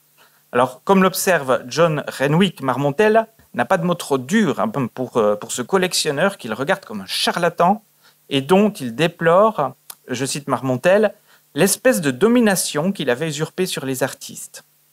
Cette aversion, c'est de nouveau un Marmontel qui s'exprime, cette aversion réciproque, Marmontel s'exprime ici dans ses mémoires, elle compte peut-être parmi les considérations personnelles qui encouragent le conteur à adoucir la satire du connaisseur. Mais tout amateur n'est pas connaisseur. Dans l'article des éléments de littérature, Marmontel définit en fait le connaisseur comme une sous-catégorie de l'amateur, et comme la plus dangereuse qui soit, celle qui porte sur les lettres. Contrairement à l'amateur d'art qui ne maîtrise pas nécessairement la peinture et la sculpture, le connaisseur en littérature est jaloux de ses protégés parce que rien ne s'oppose à ce qu'il écrive lui aussi et qu'il pratique comme eux l'art du bel esprit. Monsieur de Fintac ne cesse en effet de s'attribuer le succès de ses disciples et il se pique lui-même d'avoir composé donc une comédie remarquable. L'échec de cette comédie va permettre aux amants de se marier, mais elle mettra un terme à la carrière prometteuse de Salicourt. Marmontel laisse le lecteur du conte sur une conclusion relativement, sinon aigre-douce, enfin même pessimiste, je crois. Figure incontournable et néfaste de la sociabilité littéraire, auteur impuissant, guide mal avisé et juge prétentieux, le connaisseur exerce un pouvoir tyrannique sur les belles lettres. Alors, si Marmontel a suffisamment détourné les yeux de ses modèles pour éviter d'assimiler le connaisseur à Caylus ou à d'autres personnalités des milieux littéraires et artistiques, il dispose bien sûr d'un autre modèle pour représenter les mœurs dans toute leur vérité, en évitant la satire personnelle. C'est un passage assez connu de l'article Mœurs. Si donc le poète me demande où il doit chercher la nature pour la consulter, je lui répondrai en vous-même, noscete ipsum. C'est moi que j'étudie quand je veux connaître les autres, disait Fontenelle. C'est aussi le secret de l'éloquent Massillon. Et puisqu'on est à Bordeaux, sous combien de faces Montaigne nous peint tous tant que nous sommes, et ne nous parlant que de lui. De fait, les mémoires nous soumettent à la tentation de chercher des fragments de Marmontel dans les personnages du connaisseur. Et j'avoue que j'ai de la peine à résister à cette tentation, donc je me prête au jeu un tout petit moment. Alors si on se prête donc à ce jeu, on remarque que Marmontel ressemble à Salicourt. Comme Salicourt, il était un jeune poète de province en 1745 au moment d'arriver à Paris. Comme lui et comme tant d'autres, il fait ses premières armes au théâtre. Comme lui et comme tant d'autres, il essuie parfois des échecs. En tant que directeur du Mercure de France, Marmontel ressemble davantage à Fintac. Parmi les tâches qui lui incombent, celle de sélectionner les pièces fugitives à imprimer en font une sorte d'arbitre du goût. Auteur de compte rendu, il mêle une critique, je cite Marmontel, une critique assez sévère mais innocente à des louanges modérées, exactement comme on l'attendrait de l'amateur qui tient à se rendre sincèrement utile. Et cet esprit de bienveillance lui attire d'ailleurs la coopération de presque tous les gens de lettres. Il se félicite, c'est ce qu'il nous dit bien sûr, se félicite ainsi de découvrir des talents comme ceux de Malfilâtre, de Collardeau, de la harpe, et d'encourager les jeunes poètes en les publiant et en les corrigeant parfois. À la façon d'un amateur, cet emploi l'oblige encore à s'intéresser à tous les domaines des arts, des sciences et des lettres. Enfin, Marmontel ressemble à Agathe en tant qu'auteur de contes moraux. Agathe, c'est un personnage intéressant. C'est elle qui tire toutes les ficelles de l'intrigue du conte, comme si elle était en partie l'auteur de sa propre histoire dont elle connaît d'avance le dénouement. Peindre des mœurs, elle perce tous les personnages. À l'occasion d'un aparté avec Salicourt, elle dépeint lucidement le caractère de chaque membre de la société de son oncle, en pointant ses vices et ses ridicules, à la manière de Célimène dans Le Misanthrope. Moraliste, elle dispense successivement des leçons à son amant et à son oncle pour corriger leurs défauts, et c'est grâce à elle que Fintac, après la mésaventure de sa comédie, renonce définitivement au statut de connaisseur. Au-delà de ces points de contact, la problématique de la fausse attribution hante à la fois certains passages des mémoires et le conte de 1761. D'un côté, Fintac prétend que les écrits qui paraissent ne sont pas toujours le fait des auteurs. Derrière les signataires se cachent bien sûr des connaisseurs qui orientent les plumes des auteurs. D'un autre côté, Fintac ne veut pas représenter sa pièce comme la sienne, et son prête-nom Salicourt est couvert d'opprobre à sa place.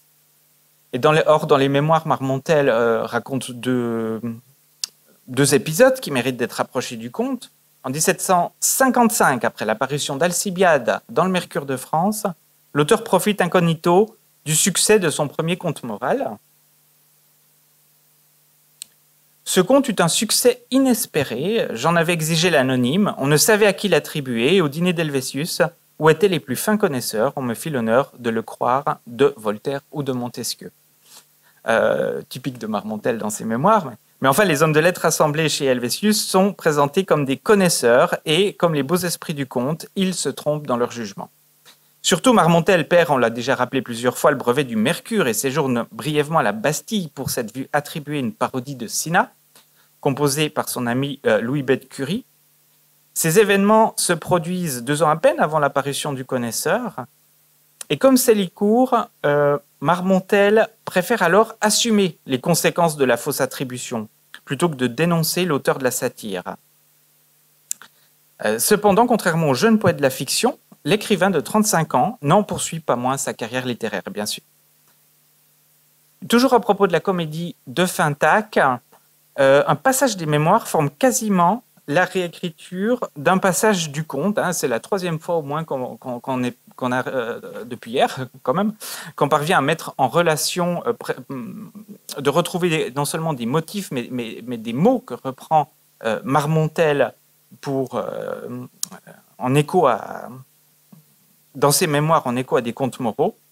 Alors, on est dans Le Connaisseur, Fintac et Salicourt après tous deux assister à la première représentation donc, de cette fameuse comédie qui va échouer. Fintac était dans l'amphithéâtre, tremblant et pâle comme la mort, mais pendant tout le temps que le spectacle se soutint, ce père malheureux et tendre fit des efforts incroyables pour encourager les spectateurs à secourir son enfant. Enfin, il le vit expirer. Et alors, succombant à sa douleur, il se traîna dans son carrosse, confondu, anéanti, et se plaignant au ciel de l'avoir fait naître dans un siècle si barbare.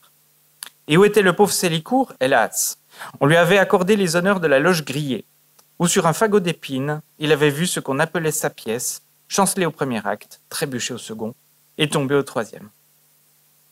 Dans les mémoires maintenant, Marmontel partage la position de Salicourt et l'anxiété de Fintac, tandis qu'il assiste à la création de sa première tragédie, Denis le Tyran, en 1748. Il reçoit comme Salicourt les honneurs de la loge grillée, où l'auteur, sans être vu, peut observer et la scène et la salle. Dans ce temps-là, l'auteur d'une pièce nouvelle avait pour lui et pour ses amis une petite loge grillée au 3e sur l'avant-scène, dont je puis dire que la banquette était un vrai fagot d'épines. Je m'y rendis demi-heure avant qu'on ne levât la toile, et jusque-là je conservais assez de force dans mes angoisses. Mais au bruit que la toile fit à mon oreille, en se levant, mon sang se gela dans mes veines.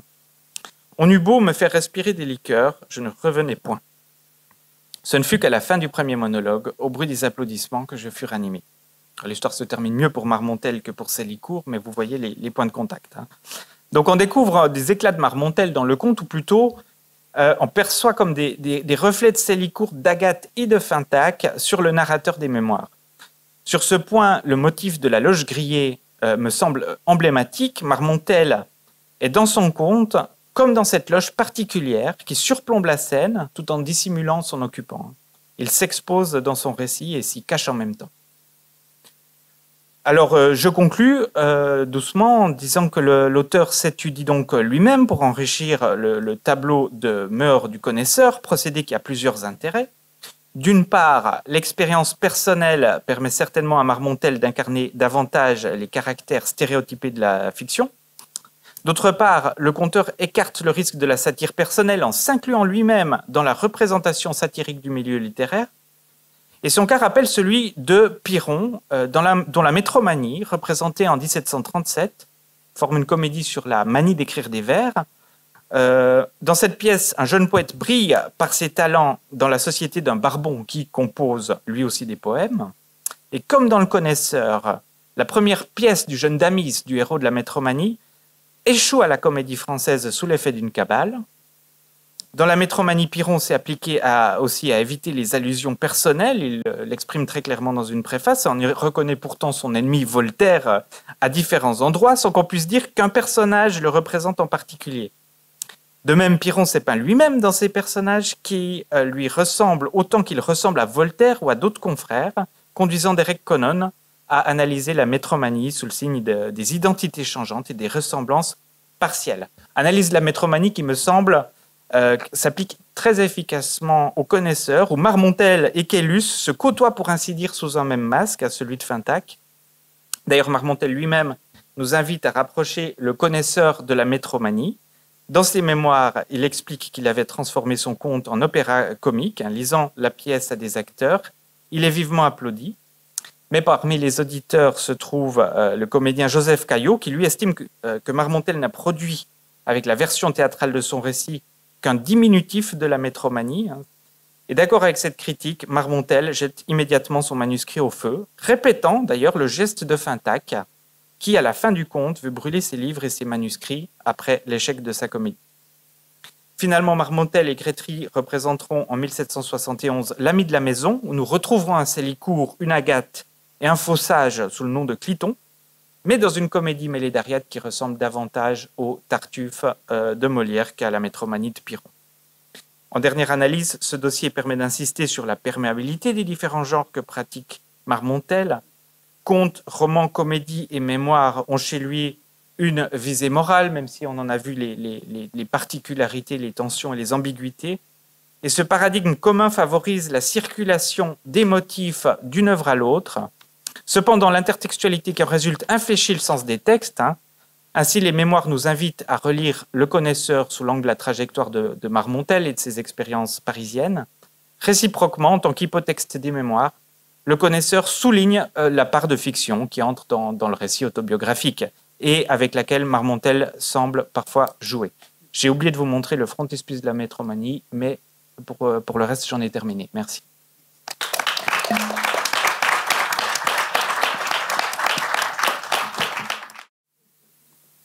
Eh bien, voilà, j'ai le plaisir de présenter donc cette deuxième séance de la matinée.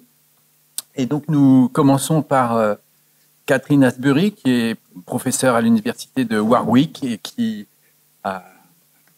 qu'on connaît pour ses travaux sur Bernardin de Saint-Pierre, l'édition récente de la correspondance de Catherine Dorothée de Saint-Pierre, mais qui travaille en ce moment surtout, m'a-t-elle dit, sur le théâtre du Premier Empire.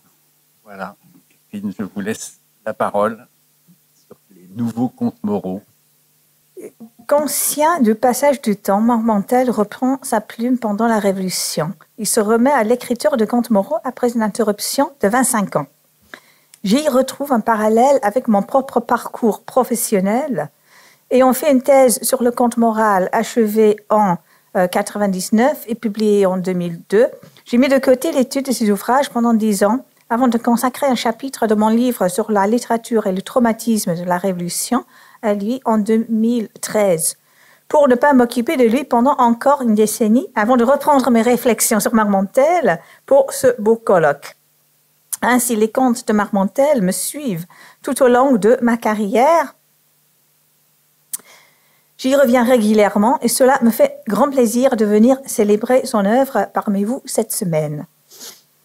Marmontel domine la scène littéraire de la monarchie constitutionnelle avec ses nouveaux contes publiés dans le Mercure de France entre janvier 1790 et mai 1793, réimprimés dans le journal encyclopédique et l'Esprit des journaux, puis publiés séparément. Ces nouveaux contes moraux des premières années de la Révolution ont peut attirer l'attention des critiques car ils sont souvent considérés comme simple suite médiocre de la première série où ne se trouve guère la gaieté, l'ironie des premières séries. Or, ils visent à influencer l'opinion publique tout en se préoccupant de plus en plus de l'ordre social et de la façon dont la Révolution le menace, et les contes sont ainsi tout à fait distincts des premiers.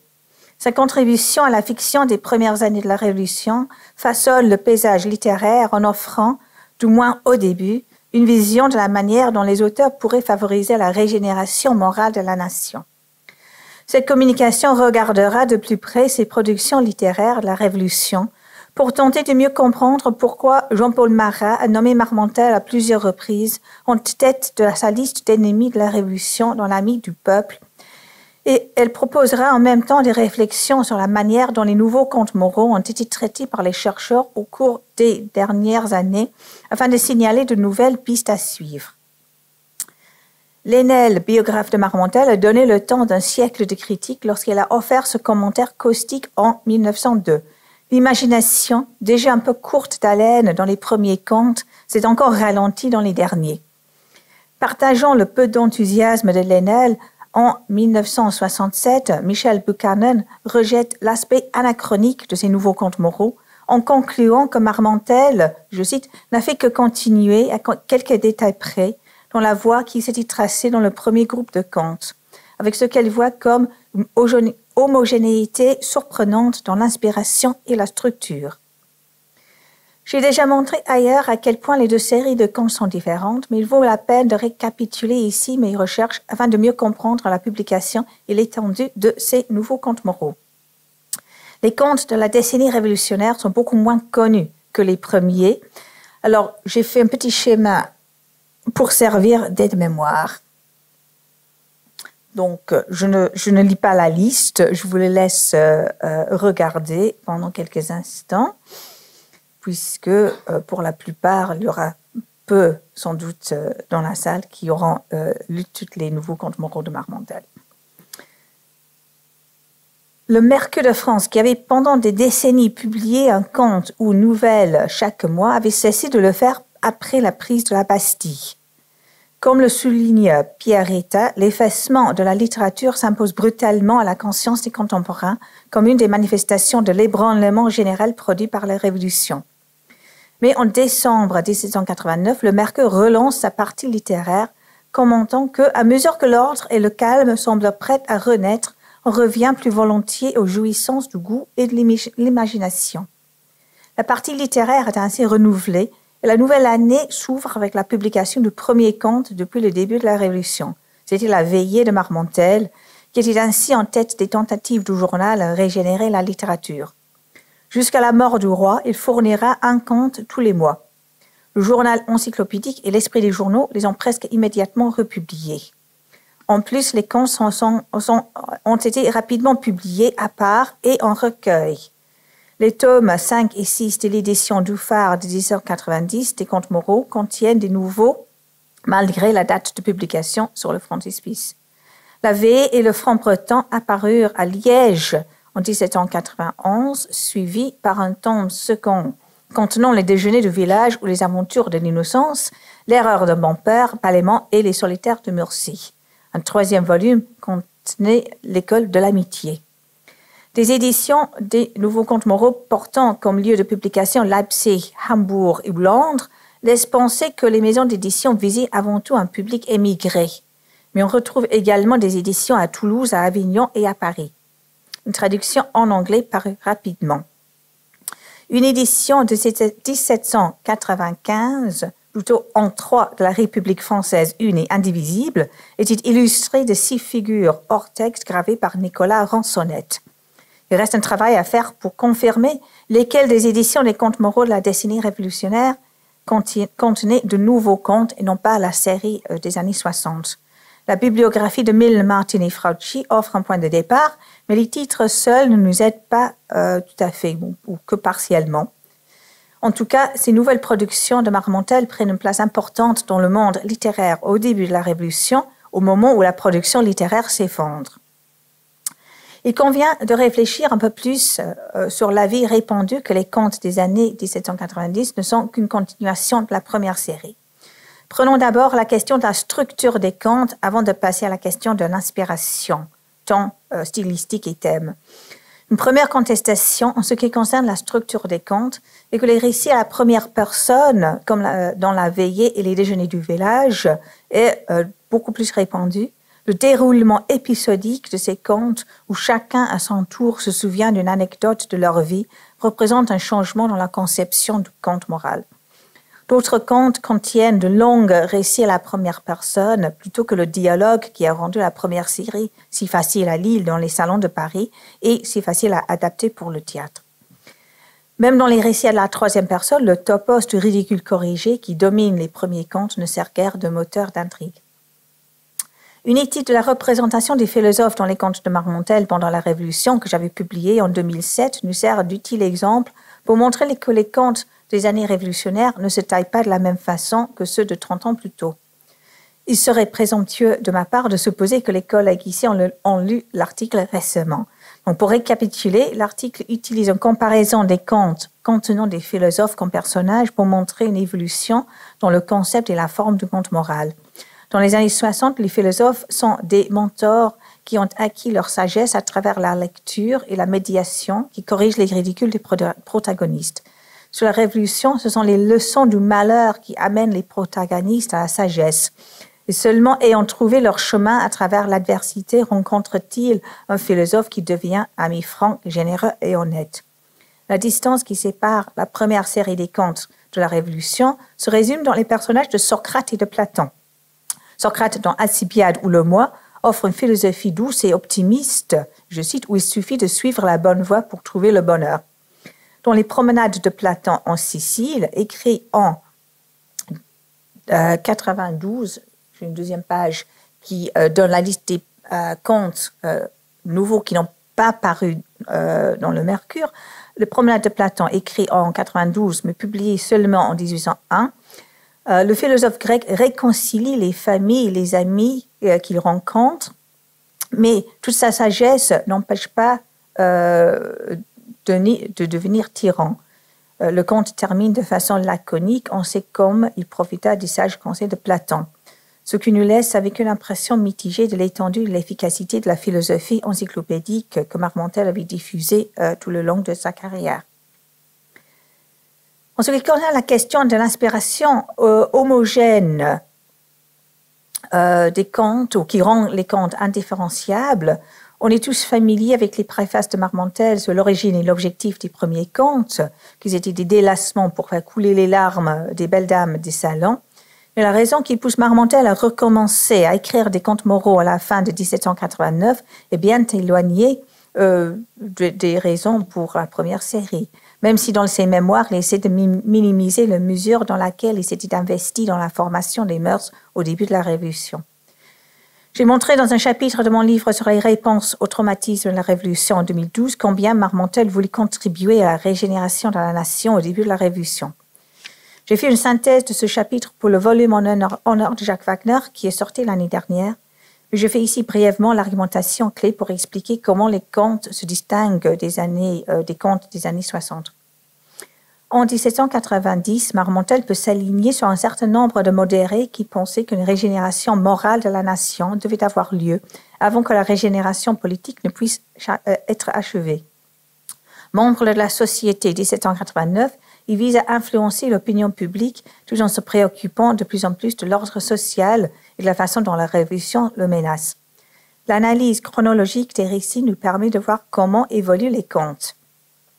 En 1790, quelle que soit sa naissance, son nouveau citoyen français est honnête, sincère, vertueux, compatissant et respecte la loi et les institutions de l'État. L'exemple le plus frappant est le franc-breton Plémère, bourgeois marchand progressif. Comme le signale Roland Bonnel, les nouveaux contes moraux dans l'ensemble ont un caractère nettement plus bourgeois que la première série. Les nouveaux récits moraux avec lesquels il recommence son activité littéraire ne concernent plus le beau monde et se concentrent plutôt sur la façon dont l'individu ou la petite unité familiale peut essayer de vivre selon certaines normes et en les respectant vers un monde meilleur. Comme l'a souligné Elisabeth Rechnioski, pour Marmontel, la métaphore sous-jacente de la nation est celle d'une famille bien gérée, avec des rôles inégaux mais complémentaires. En plus, il s'engage dans le débat politique en traitant du divorce et des vœux forcés au moment où ces sujets se débattent à l'Assemblée nationale. Je remets ici la chronologie des contes pour mieux vous aider à situer les contes et les événements de la Révolution. Donc, il traite du divorce, il traite des vœux forcés au moment où ces sujets se débattent à l'Assemblée nationale. Il publie un conte où se trouve Voltaire le jour où ses cendres furent transférées au Panthéon. Donc, il essaie quand même de parler aux événements et de l'activité politique autour de lui.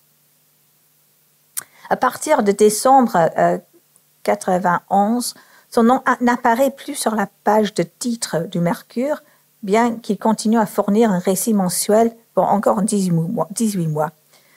Mais Marmontel s'écarte de plus en plus de la direction prise par la Révolution.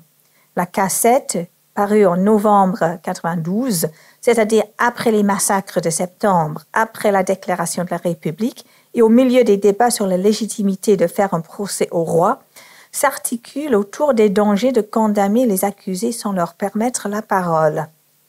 Il me semble difficile de conclure comme Henri Coulet que les contes n'ont rien à voir avec la Révolution.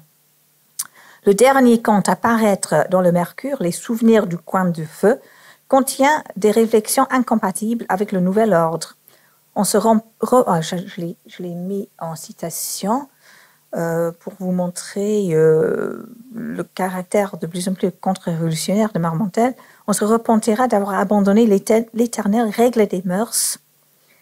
Dans les promenades de Platon, donc, écrit à la même époque, il dit « Le peuple est bon tant qu'il y a des gens de bien pour les guides, mauvais dès qu'ils se livrent au conseil des méchants, et souvent agités comme les flots en sens contraire au gré des passions qui le soulèvent tour à tour. » C'est peu surprenant alors que le Mercure arrête de publier les contes.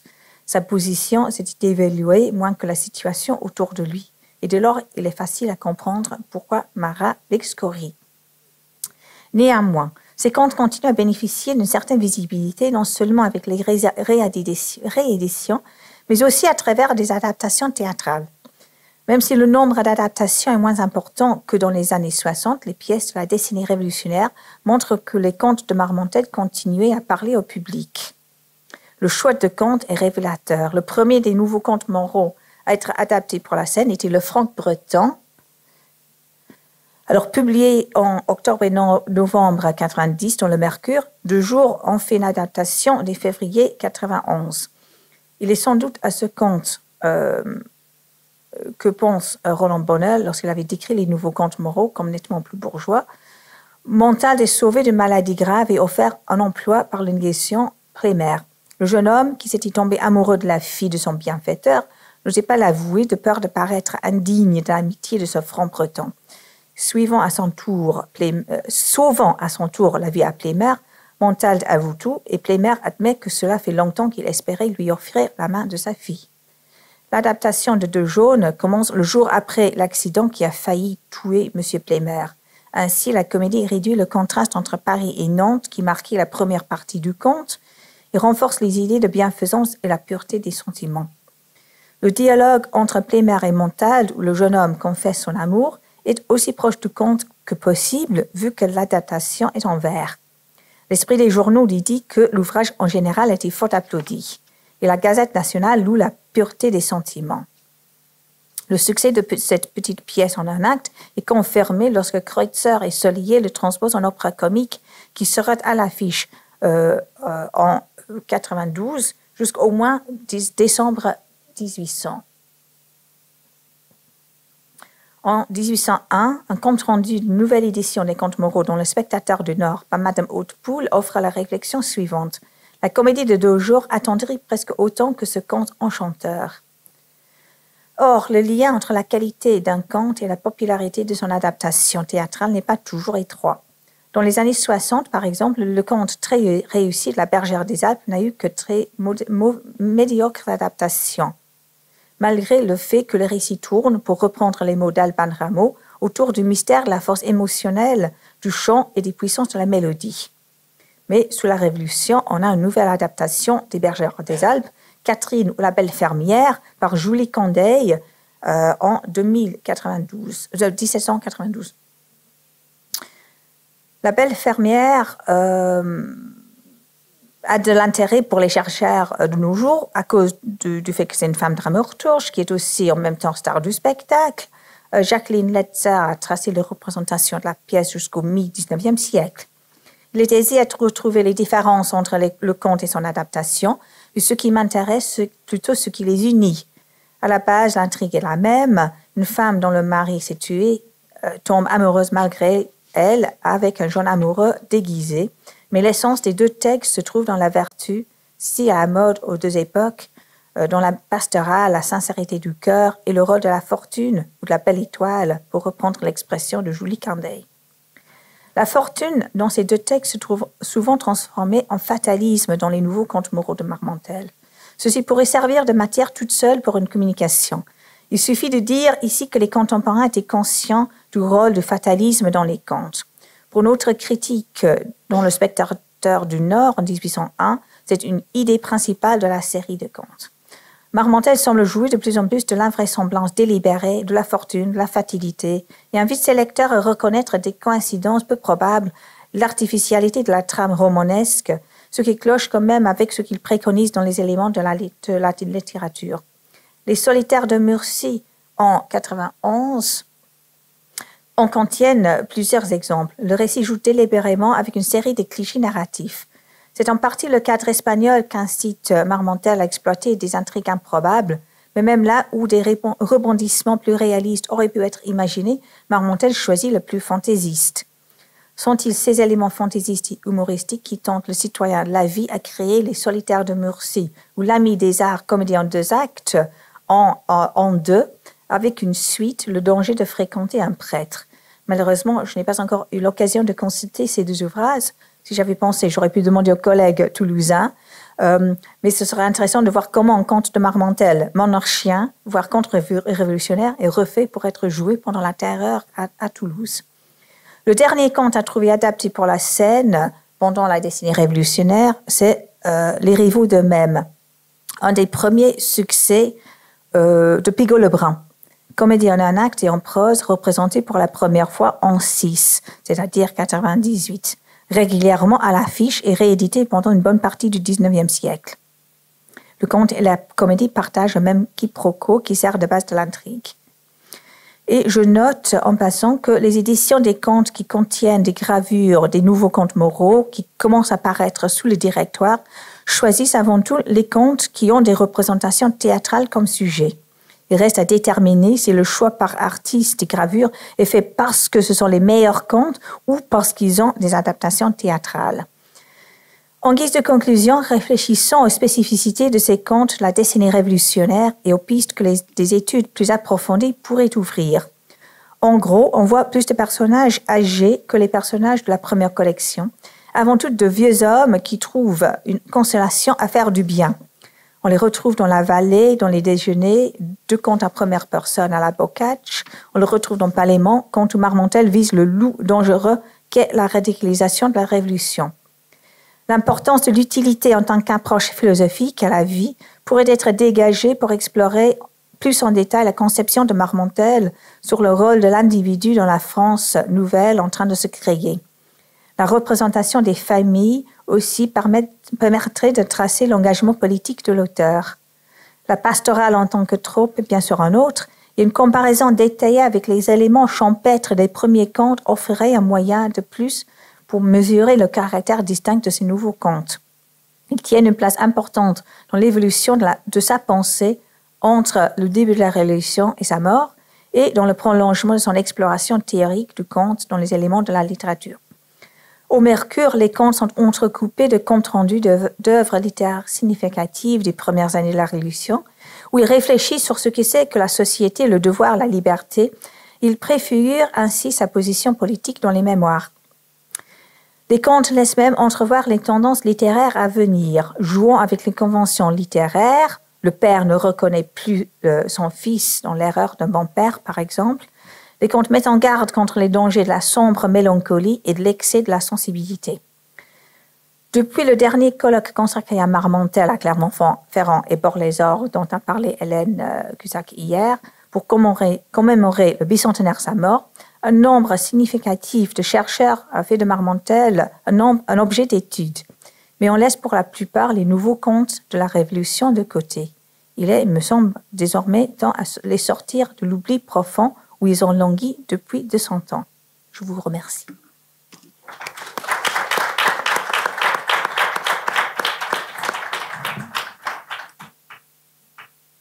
Merci Catherine. Alors maintenant, je vais laisser la parole à Sébastien Côté, qui est professeur à l'université de Carleton à Ottawa et qui est spécialiste de la Nouvelle-France et de la représentation de la Nouvelle-France dans la littérature française. Il vient d'ailleurs, je le signale, de publier une anthologie de 16 pièces de théâtre, La Nouvelle-France sur les planches parisiennes, de 1720 à 1786, qui est complétée par un autre volume qui s'appelle Rêver le Nouveau Monde, avec Pierre France et Sophie Marchand. Sébastien, je te laisse la parole. Merci beaucoup. Alors, j'enchaîne. Alors, représenté pour la première fois le 20 août 1768 par les comédiens italiens ordinaires du roi, le Huron de Marmontel fut approuvé dès le 27 par François-Louis-Claude Marin, alors censeur royal et secrétaire général de la direction de la librairie. Avec ou sans les airs, la pièce fut imprimée plusieurs fois la même année et encore plus souvent par la suite. Seulement à la BNF, nous en trouvons une trentaine d'éditions du XVIIIe siècle. Même à Bibliothèque et Archives nationales du Québec, institution infiniment plus modeste, il y en a 2. Même constat à l'Université d'Ottawa et à Bibliothèque et Archives Canada, ce qui est presque miraculeux. De toute évidence, cet opéra comique doit une bonne part de sa renommée à l'ingénu de Voltaire, dont il constitue l'adaptation. Il la doit aussi à la réputation de Marmontel et surtout à la musique vive d'André Grétry. Cela dit, sans l'ingénu et les exploits d'Hercule, Huron accidentel, Marmontel n'aurait sans doute pas développé aussi tardivement un motif déjà défraîchi, tiré du répertoire de l'exotisme américain. Après tout, la Nouvelle-France et sa Huronie étaient devenues britanniques en 1763, au terme de la guerre de 7 ans. Dans ce contexte très défavorable aux intrigues coloniales festives, la gloire du philosophe autochtone était déjà déclinante. Ma communication ne propose pas de comparer l'ingénu à son adaptation. Ce travail a déjà été fait par Marie-Emmanuelle Plagnol-Dieval en 92 et plus récemment par Marie-Cécile Chang-Norbelli. J'aimerais plutôt situer le Huron au sein d'une constellation d'œuvres de fiction puisant à l'exotisme colonial américain, surtout canadien. Bien sûr, le livret de Marmontel se concentre sur une infime portion de l'ingénu, certainement la plus inoffensive. Je parle des chapitres 1, 2, 5, 6 et 7. La Bastille n'est pas représentée dans le Huron. De plus, Marmontel lui adjoint Gilotin le Pleutre, fils du bailli, ainsi que des lieux communs à circulation dans les théâtres parisiens depuis le début du siècle. L'émergence de ce phénomène littéraire correspond à l'entrée en scène d'Addario, le célèbre philosophe huron créé par Laontan. Ce sont d'ailleurs les comédiens italiens qui, en 1721, avaient produit la plus durable des incarnations scéniques d'Addario, soit sous les traits d'Arlequin sauvage. En somme, sans nier ce que le Huron conserve de l'ingénu, je vais surtout me concentrer sur ce que le livret de Marmontel doit à l'imaginaire colonial américain que goûtait le public des théâtres parisiens de la première moitié du XVIIIe siècle. Alors pour ce faire, je puise dans un corpus d'une quinzaine de pièces canadiennes qui forment l'anthologie que j'ai publiée plus tôt cette année, que Colas a mentionné. Après quelques mots sur le Huron et sa réception critique, j'aborderai deux lieux communs présents dans toutes les pièces de mon corpus, mais secondaires dans l'ingénu. Les qualités inhérentes au bon sauvage et le rôle central de la nature dans l'éthos des personnages autochtones représentés sur scène. Et je vais bien sûr citer l'édition que j'ai faite avec Pierre Hinault dans l'anthologie. Alors, vous le savez mieux que moi, Marmontel ne dit presque rien sur le Huron dans ses mémoires. Tout au plus, il présente cette œuvre comme l'heureux fruit des circonstances. Bon, c'était aussi un protégé de Voltaire. Hein, bon. Alors, il écrit « J'avais sur ma table dans ce moment un conte de Voltaire, l'ingénu. Je pensais qu'il pouvait me fournir le canevas d'un petit opéra comique. Grétry en fut transporté de joie et il alla commencer son ouvrage, tandis que j'achevais le mien.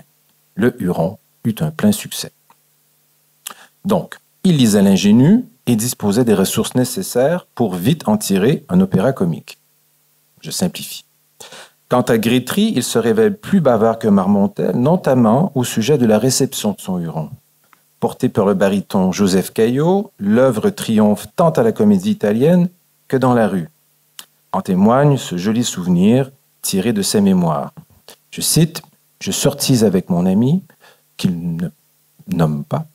Il me conduisit dans une petite rue derrière la Comédie Italienne, puis m'arrêtant vis-à-vis une boutique, je vis au Grand Huron, N, marchand de tabac. » Évidemment, tous ne partagent pas cet enthousiasme. Commentant la première représentation, les mémoires secrets se montrent même hostiles à l'égard du livret. Je cite, « Ce n'est qu'une faible copie de l'Arlequin sauvage de M. Delisle. Ainsi, cette pièce ne peut être que très médiocre. Elle se réduit à une intrigue de mariage plate et triviale, relevée par des accessoires bizarres et des incidents brusques et invraisemblables. Des gens qui se prétendent bien instruits poussent la témérité jusqu'à l'attribuer à M. de Voltaire lui-même. C'est un hochet de sa vieillesse. » Nous sommes donc loin d'Alzire. 2 semaines plus tard, malgré l'attribution du livret à Marmontel, les mémoires secrets persistent. Il paraît que la pièce du Huron, quoiqu'ayant une sorte de succès, répudiée par différents auteurs auxquels on l'attribuait, reste enfin à M. Marmontel. C'est pour la 3e fois qu'il échoue dans ce genre. Quoique sensible à la musique, ses critiques étrillent le livret. 20 ans après, Grétry lui-même exprime des doutes. Je cite, « Le récit dans le Huron, celui de la tempête dans le tableau parlant, ne me satisfont point. » Or, en comparaison à ce qu'en dit Jean Chrysostome Larcher de la Touraille dans sa lettre à M. de Voltaire sur les opéras philosophiques comiques, 1769, ses propos restent polis. Et les passages qui suivent révèlent une autre facette du discours social à l'égard de l'imaginaire canadien. Alors, je cite, « Quoi qu'il en soit, nous avons des opéras philosophie comiques. On en prend les sujets où l'on peut et le public se laisse tromper sur ce larcin comme on veut. Qu'on applaudisse au Huron. En vérité, il faut l'être soi-même. Je ne vous parle pas de l'invention du sujet. Il est tiré de votre roman dont vous savez encore mieux l'origine, sans remonter plus haut. Car tout ce qu'on invente aujourd'hui a une généalogie à perte de vue. Mais je n'ai pu soutenir le personnage baroque et dénué de vraisemblance qu'on fait jouer à ce Huron sur la scène. Il faut que ce soit un pays bien froid que la Huronie, puisque le voyageur en est revenu transi pour avoir été là chercher son héros. Et plus loin, n'est-ce pas se jouer de l'illusion du spectateur et prendre chacun pour un gilotin que d'accumuler dans le plus court espace plus d'incidents que le Cid n'en renferme? Alors, il n'a pas du tout aimé. En somme, ces commentaires nous procurent des informations précieuses. On se souvient des échecs de Marmontel, malgré l'intrigue simpliste du Huron, le talent du jeune Grétry est souligné. 50 ans après sa première, Arlequin sauvage reste une œuvre de référence et avec le temps, la présence sur scène d'un personnage Huron semble aller de soi. Ce qui choque, c'est l'invraisemblance et non la reprise des lieux communs peu développés dans l'ingénu. Et c'est sur 2 d'entre eux que j'aimerais me concentrer brièvement. Alors, je n'aborderai pas ici le motif du mariage arrangé, puisqu'il constitue le nœud de la plupart des comédies classiques. Mais si Julotin n'a rien de Tartuffe, sa bêtise met en évidence les qualités morales presque surhumaines du Huron. Or, comme l'affirmait Larcher de la Touraille, tout ce qu'on invente aujourd'hui a une généalogie à perte de vue. De fait, ce caractère s'inscrit dans une tradition bien connue des 18e. Et à mon sens, le Huron de Marmontel est un bon sauvage de première catégorie, ce qu'il n'est pas du tout dans l'ingénu. Parce que Voltaire lui fait défendre d'autres principes qui lui sont chers. Banal, ce premier lieu commun présente l'avantage de poser le sujet en termes clairs. Or, quelles sont les qualités du Huron? Voici les principales, sans ordre particulier. Il est matinal, diligent, bon enfant, bien fait, gai, leste, galant, vrai et naturel, généreux, agile et fort, curieux, autonome, droit, libre et franc, modeste et fidèle, vertueux, candide, vaillant et honnête. Et enfin, s'exclament tour à tour les personnages, il est français. Vous pourrez aller lire la pièce si ça vous semble bizarre. Donc, depuis la publication des écrits de La Hontan, tant dans la fiction d'inspiration canadienne que dans la production philosophique, ce sont des traits généralement associés aux Autochtones du Canada. Ce n'est pas le genre de qualité qu'on rencontre dans la même personne, dans la réalité. Et si oui, vous me tiendrez au courant. Alors, et puisque les Hurons comptent parmi les plus anciens alliés canadiens du roi de France, les auteurs retiennent souvent leurs services. Ce sont les plus connus.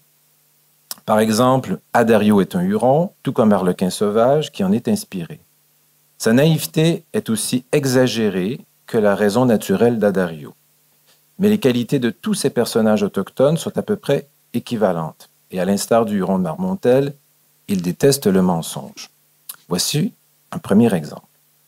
Dans Arlequin sauvage, à la fin de l'acte 1, le protagoniste s'écrie « Qu'est-ce donc que cela? Cette chevelure n'est point naturelle. C'est une perruque. Comment diable? À ce que je vois, les gens d'ici ne sont point tels qu'ils paraissent et tout est emprunté chez eux. La bonté, la sagesse, l'esprit, la chevelure. Ma foi, je commence tout de bon à avoir peur, me voyant obligé de vivre avec de tels animaux. » C'est Arlequin, le Huron, qui parle. Pourtant, malgré de petites humiliations, Arlequin maintient sa probité jusqu'au bout, comme en témoigne la respectable Flaminia. Et je cite, « Il aime la vérité et la dit toujours lorsqu'il la connaît. » Et visiblement, c'est une qualité séduisante et rare. Mon second exemple est tiré de La Sauvagesse, un opéra comique de Lesage et d'Orneval représenté à la Foire Saint-Laurent en 1732. D'emblée, la suivante, Olivette, y décrit l'engouement de sa maîtresse pour sa protégée américaine. Et je cite, « Pour revenir à Angolette, je te dirais que c'est une aimable fille. Elle a une franchise sans égale, un air naturel, mais si gracieux qu'elle plaît même à ceux à qui elle dit leur vérité. Madame en est folle. » Alors, comme dans le Huron, la franchise de l'étrangère plaît beaucoup, au point de constituer sa plus grande qualité. Permettez-moi un dernier exemple, cette fois tiré du Sauvage en France de M. Denisas, que vous ne connaissez pas. Cette comédie de 1760 n'ayant jamais été représentée, Marmontel ne peut la connaître. Elle n'en constitue pas moins un autre révélateur du discours social, d'autant qu'elle met en scène l'incarnation la plus intransigeante d'Addario sur la scène. Alors, libéré de ses obligations d'Arlequin, un caractère très très bien codifié, l'Iroquois Jao s'exprime sans contrainte. Ainsi, il dira, je cite, « Prouve-le-moi, la seule vérité me persuade. » Et plus tard, avec défiance, « Tais-toi donc, audacieux, qui ose s'approprier mon existence et ma liberté. » Tout comme l'ingénu, le Huron de Marmontel aime la vérité. Je voulais simplement rappeler que sa franchise n'avait rien de phénomène isolé. Elle était même inévitable, voire ontologique. Le Huron ne peut pas ne pas aimer la vérité dans une pièce du XVIIIe. Le second lieu commun que j'ai retenu est la nature. À nouveau, elle est beaucoup plus présente dans le Huron que dans l'ingénu. Bon, évidemment, Marmontel a un penchant pour le naturel, et on l'a vu depuis hier. Alors, par exemple, le premier vers nous apprend que le Huron est parti pour la chasse. C'est un rappel de l'ingénu. Tout de suite après, un air de la scène 2 chante ses dons de chasseur qui sont tout à fait exceptionnels, surtout pour un roturier. Puis, aussitôt rentré de la chasse, le Huron donne son gibier à Gilotin avant de conclure son éloge de la nature en ces termes. « À mon âge, un Huron se suffit à lui-même, et grâce à la nature, il ne me manque rien. Qu'un objet fait pour moi, qui me plaise et qui m'aime, c'est Mademoiselle de Saint-Yves. » Certes, la nature est parfois cruelle, comme en lui prenant sa belle Aboukaba. Mais comme d'autres personnages autochtones, il regrette amèrement ses forêts. Alors, dans l'ingénu, après l'épisode de la chasse, la nature se fait rare. En revanche, représenter sur scène la nature indomptée du Canada n'a rien d'étonnant. Au contraire, les décors d'arbres, de cavernes et de rochers se succèdent. Par exemple, dans Les Indes galantes, qui n'est pas dans l'anthologie, le théâtre représente un bosquet d'une forêt de l'Amérique. Et souvenons-nous à quel point les forêts imaginées par Fuselier sont paisibles. Hein, c'est l'air de la danse du calumet. Et souvenons-nous, et dans le français chez les Hurons, comédie de Louis Delaunay, que vous ne connaissez pas non plus, on voit même des cabanes couvertes de neige. La pièce n'a jamais été représentée, et c'est sans doute parce qu'il n'y avait pas de neige naturelle à Paris. Bon, alors, partout on constate sensiblement la même attitude des personnages autochtones, à l'aise dans la nature et méfiants à l'égard d'une société pleine de failles. Il y a bien sûr quelques exceptions avant et après l'âge d'or du bon sauvage. Par exemple, en 1720 et après 1778, il y a des cannibales, parfois jaloux, parfois simplement affamés, qui apparaissent comme ça sur scène. Mais dans tous les cas, les Autochtones vivent en harmonie avec la nature. Et au contraire de l'ingénu de Voltaire, ils ne cherchent pas à devenir un Français exemplaire en lisant Malebranche, Corneille et Racine. Revenons à Marmontel. Fidèle à son éducation, son Huron refuse de s'habiller à la française. Dans la sauvagesse, Angolette accepte cet habillement, y compris la robe à panier, mais chante sa perplexité. Alors je ne chanterai pas, je vais vous lire le passage. « Oui, ce panier m'embarrasse, je n'ai plus d'agilité. Quand je veux entrer de face, mon panier est arrêté. Il faut que je passe, que je passe de côté. » J'ai oublié sur quel air c'est chanté. Alors, pour une jeune femme comme elle, le contraste est frappant. Loin d'être un ornement ou une amélioration de son état, cet habit est une entrave à sa liberté naturelle. Et c'est vraiment accentué dans toute la pièce. Car voici comment on la décrivait à la scène précédente. Alors, Olivette, sa servante, ceux-ci aperçurent sur un gros arbre une fille bizarrement vêtue. Elle les vit, se coula de l'arbre comme un chat et se mit à courir comme un daim. Alors, comme un chat et comme un daim. Ils l'attrapèrent à la fin. Oh, que non! Ils la poursuivirent pendant plus d'1 heure sans pouvoir l'atteindre. Elle les lassa tous. Ça, c'est Angolette avant de revêtir sa robe à panier. Alors, avant de conclure, j'aimerais citer un dernier exemple pour mettre en évidence une association quasi systématique dans mon corpus. Il s'agit du rapport indissociable entre la nature et le plus noble des sentiments qu'elle inspire, l'amour et la sincérité du cœur. C'est l'un des leitmotifs du Huron. Contre le mariage arrangé, il faut suivre son inclination naturelle, écouter la vérité du cœur.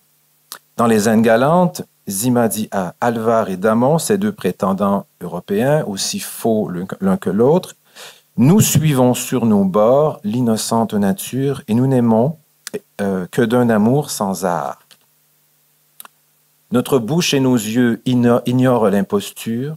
Sous cette riante verdure, s'il éclate un soupir, s'il échappe un regard, c'est du cœur qu'il part. » Même un personnage aussi cérébral que Jao, dans Le Sauvage en France, qui est un personnage avec un véritable programme philosophique, alors il ne peut résister à cette alliance sacrée. Il dira « Reçois en place cet ouvrage de nos compagnes. Ce sont nos tasses, nos plats et nos trésors. La nature nous les fournit dans l'écorce des arbres, enjolivés de joncs et de plumes. L'amour en dessine l'ornement à nos femmes. C'est ce qui nous les rend précieux. Et c'est sans doute en raison du rôle particulier de l'amour dans les comédies que le Huron peut déployer la plus sensible de ses qualités naturelles. Chez lui, l'amour est hanté sur la vérité. Alors que Mademoiselle de Saint-Yves meurt dans l'ingénu, le Huron de Marmontel finit par épouser celle qu'il aime et l'opéra comique se conclut sur un duo spectaculaire. Alors ma conclusion, il n'est pas du tout certain que je sois parvenu à situer le Huron de Marmontel à sa constellation américaine. Du moins, pas d'une manière convaincante. Le sujet était sans doute trop ambitieux, j'en suis conscient et vous me le direz. En revanche, je crois avoir réussi à montrer que Marmontel ne s'est pas limité à une plate adaptation en vase clos de l'ingénu. Au contraire, il s'est montré sensible à la tradition et au savoir présumé du public, c'est-à-dire finalement au discours social. Il a aussi pris beaucoup de liberté, car si le dénouement heureux de son opéra comique respecte les conventions du genre, les lieux communs que j'ai retenus s'inscrivent quant à eux dans une longue généalogie à perte de vue, dont l'une des branches se trouve dans l'imaginaire bien régulé des représentations théâtrales de la colonie canadienne et de ses habitants. Merci.